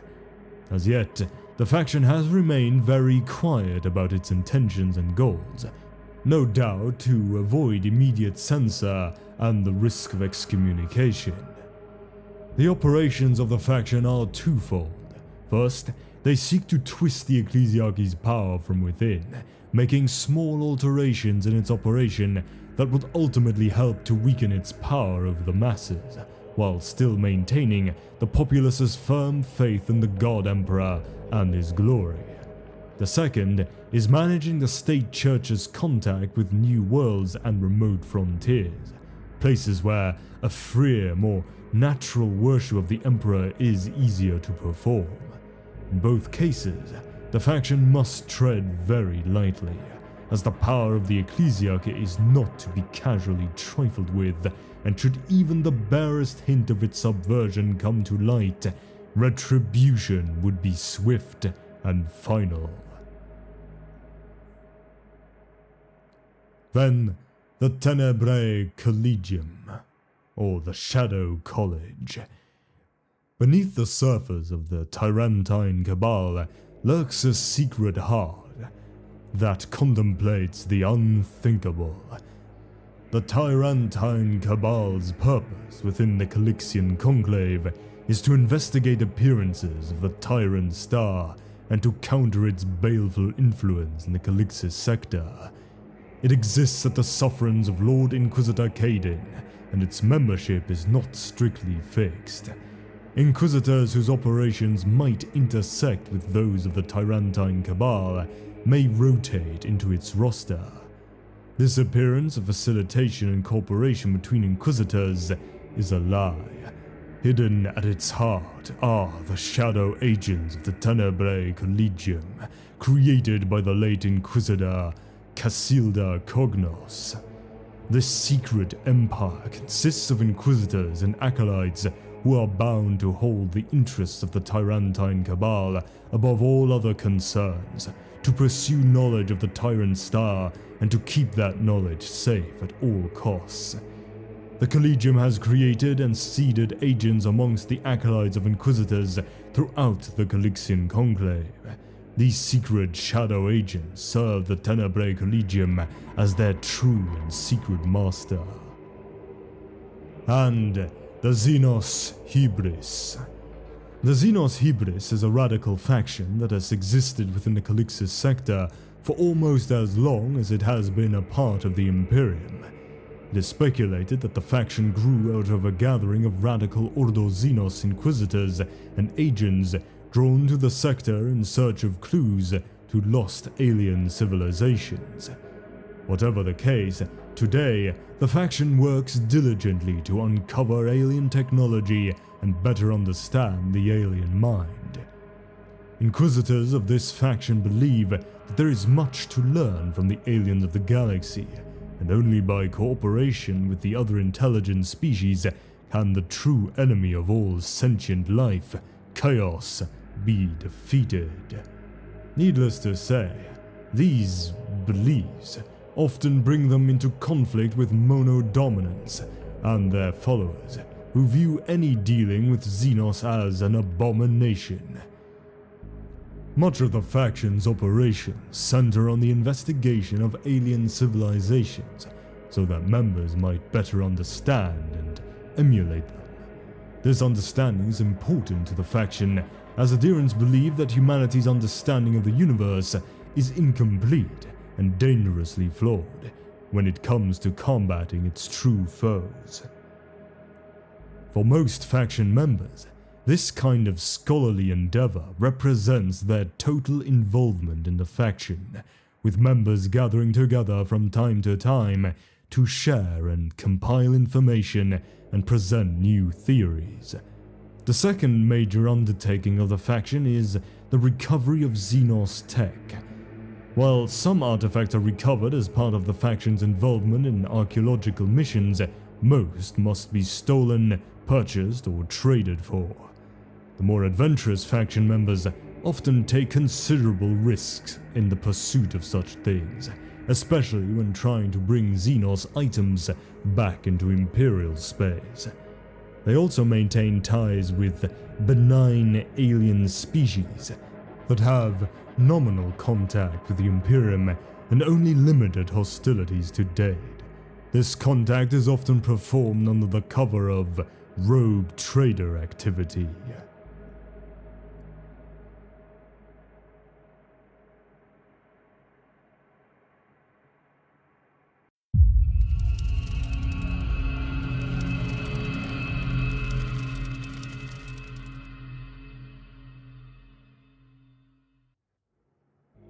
The ultimate fate of the Radical is likely to be an unpleasant one, whether corruption and damnation at the hands of the forces with which he has dealings, or excommunication and execution at the hands of the Inquisition he purportedly serves. There is no strict hierarchy or formal organization within the Inquisition, which is very much a council of individuals, an organization of peers. There is no internal affairs department to which an Inquisitor can report another as being out of line or heretical, nor a division that deals with processing suspected cases. Instead, there is a fairly loose process by which suspected heretics, traitors, and radicals within the Inquisition are dealt with by a conclave. This process begins with denunciation, followed by a trial by peers, then either acquittal, execution, or excommunication. The first step in the downfall of an Inquisitor is their denunciation to the Inquisition. Many of them skirt the boundaries of what is and what is not acceptable behavior, but few will be called to answer these potential breaches. Almost every Inquisitor is equally powerful, their authority on any given case answerable only to the Emperor himself. An Inquisitor who has struck with heretics, or worse, might be whispered about wherever they meet, rumors of their dastardly sins and fell behavior spreading amongst acolytes and Inquisitors alike, but nothing will be formally done about it. Informally, high-ranking Inquisitors or particularly vehement peers might dispatch investigation teams of their own to root out the truth of the matter, unless one of the accused Inquisitor's peers is prepared to denounce him.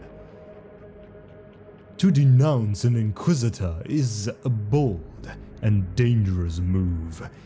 It is to not only cast aspersions on the behavior of an Inquisitor, but to declare him a traitor, a heretic, or worse. Such a move is not undergone lightly, for it can easily backfire, resulting in a souring of relations between Inquisitors of a conclave, or worse, the excommunication or execution of the accuser himself. The accuser must be sure of his own suspicions, sure enough to be able to convince a jury of peers that he is right. Once the accuser has made his denunciation, the accused is called to be judged, and a jury of his peers is assembled, comprised of as many of his fellow Inquisitors as wish to answer the summons. Next, the accuser lays bare his evidence and makes his case. The accused gets the opportunity to defend themselves, calling whatever witnesses or presenting whatever evidence they feel appropriate, although, in many cases, they are not given much time to prepare. Finally, the jury passes judgment, declaring the accused innocent or guilty as they see fit. An Inquisitor declared guilty by a trial of their peers will typically then be declared excommunicate traitoris, and then immediately executed for heresy then and there. However, many Inquisitors genuinely accused of such heinous crimes, heinous in the eyes of the Puritans that is, are sensible enough to remain at large, rather than turning themselves in to be judged. After all, in their eyes, they are above the law and have done no wrong. In such a case, they will still be judged in absentia, and judgment passed to declare their guilt or innocence. Those Inquisitors found guilty in absentia will be declared excommunicate traitoris, and a warrant will be issued for their arrest and execution across the sector or beyond. Being excommunicated means they will have their inquisitorial powers stripped from them. They will be branded a heretic and a traitor, and they will be cast from the light of the God Emperor. This may seem all very straightforward, but in application it is far from it. The galaxy is a very big place, and the Inquisition is but one organization spread across a large area. Transmitting the excommunicated status of an Inquisitor amongst all the Inquisition's holdings within a sector can take standard years, and it can take far longer to spread word of the verdict to every individual inquisitorial agent. It is not unheard of for word to spread to an agent of the Inquisition years after the judgment is passed, who in turn takes the law into his own hands and hunts down and executes the Inquisitor, oblivious to the fact that the Inquisitor in question has successfully appealed for innocence in the matter. Similarly, the authority of an Inquisitor relies upon the twin weapons of fear and respect. An Inquisitor's rosette is a totem that commands great respect, a symbol of a higher authority with no more real power than any other physical artifact. Being excommunicated does not strip an Inquisitor of any real status, for they are still able to command the fear and respect of others simply by virtue of who they are. In the eyes of Imperial law, they might be a criminal and a traitor, but far removed from the centers of authority on most worlds of the Imperium, without a powerful inquisitorial presence, they remain an Inquisitor in every respect. Obviously, the acolytes of an Inquisitor who is excommunicated are similarly excommunicated, except they do not have the power or force of their own to rely on when things get sticky. The Inquisition will move quickly to seize holdings and finances, as well as to arrest or disband the network of contacts of an excommunicated Inquisitor, potentially curtailing the activities of him and his servants. However, any radical Inquisitor worth their name will have put measures in place to prepare for such an eventuality, creating shadowy accounts and assets that remain hidden from the Inquisition. Some of them put contingency operations in place, designed to activate in the event of their excommunication or execution to either safeguard their plans or ensure that their enemies reap a whirlwind of disaster.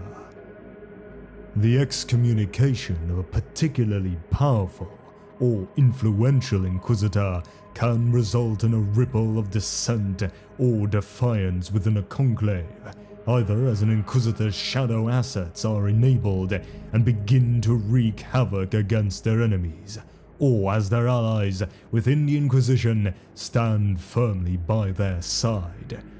The eruption of factional infighting within the Inquisition can be devastating, especially as it has the potential to escalate further still. This can all lead to the most devastating outcome for factionalism within a sector, which is a full-blown Inquisition war. Such a war erupts when opposing factions and rivals within a particular sector conclave declare one another excommunicatus, or refuse to submit to the authority of their peers. Such disagreements are normally diffused by careful diplomacy, a discreet assassination, or a swift execution. But on rare occasions, when the conclave either fails to act swiftly enough to quell such dissent, or the disagreement strikes a fault line within the Inquisition, it can escalate very quickly. When it does so, it drags Inquisitors into the conflict from the whole conclave, forcing them to choose sides. An inquisitorial conclave is never a voice of unity or quorum at the best of times, and such arguments can fracture an already tenuous consensus along factional lines, breaking the Inquisition in the sector into a whole mess of smaller organizations, each with their own agendas. Most such fractures hold there, the inquisitorial conclave engaging in a tit-for-tat diplomatic squabble between a dozen or more small factions for an indefinable amount of time. During this period, a sector often slides further towards the yawning abyss of chaos, for whilst the Inquisition fights amongst itself, the individual Inquisitors do not fight the enemies of the Imperium. Such civil wars can last solar decades, but rarely escalate beyond minor infighting or skirmishes on fringe worlds. Sometimes, however, a conflict can escalate even further, especially when the factions are divided along fundamental ideological fault lines, or where two or more factions wield a great deal of power and support, and therefore have all the more to lose by backing down or conceding. Such an escalation leads to one inexorable conclusion: a full-blown Inquisition war. Inquisition wars are, thankfully, very rare, only a handful having occurred in the past 10,000 standard years. They are terrifying events, far more devastating than any alien invasion or heretical uprising, for they see Inquisitor turn on Inquisitor, each bringing their full might and authority to bear. Shadow missions assassinate planetary governors. Entire regiments of the Astra Militarum are commandeered and turned on one another. Whole star systems burn via exterminatus as the doomsday weapons of the Inquisitors are unleashed against the strongholds of one another. An Inquisition war rarely rumbles on for longer than a solar decade, a Tehran century at most, for they are so devastating that the wider Imperium is forced to act swiftly. Entire chapters of Space Marines are deployed to the sector with orders to terminate any and all Inquisitors with extreme prejudice. If one or another faction does not hold the upper hand when fighting ceases, the Imperium is not averse to wiping the slate clean in the most bloody way possible and establishing a fresh, inquisitorial conclave with Inquisitors drawn from other parts of the galaxy.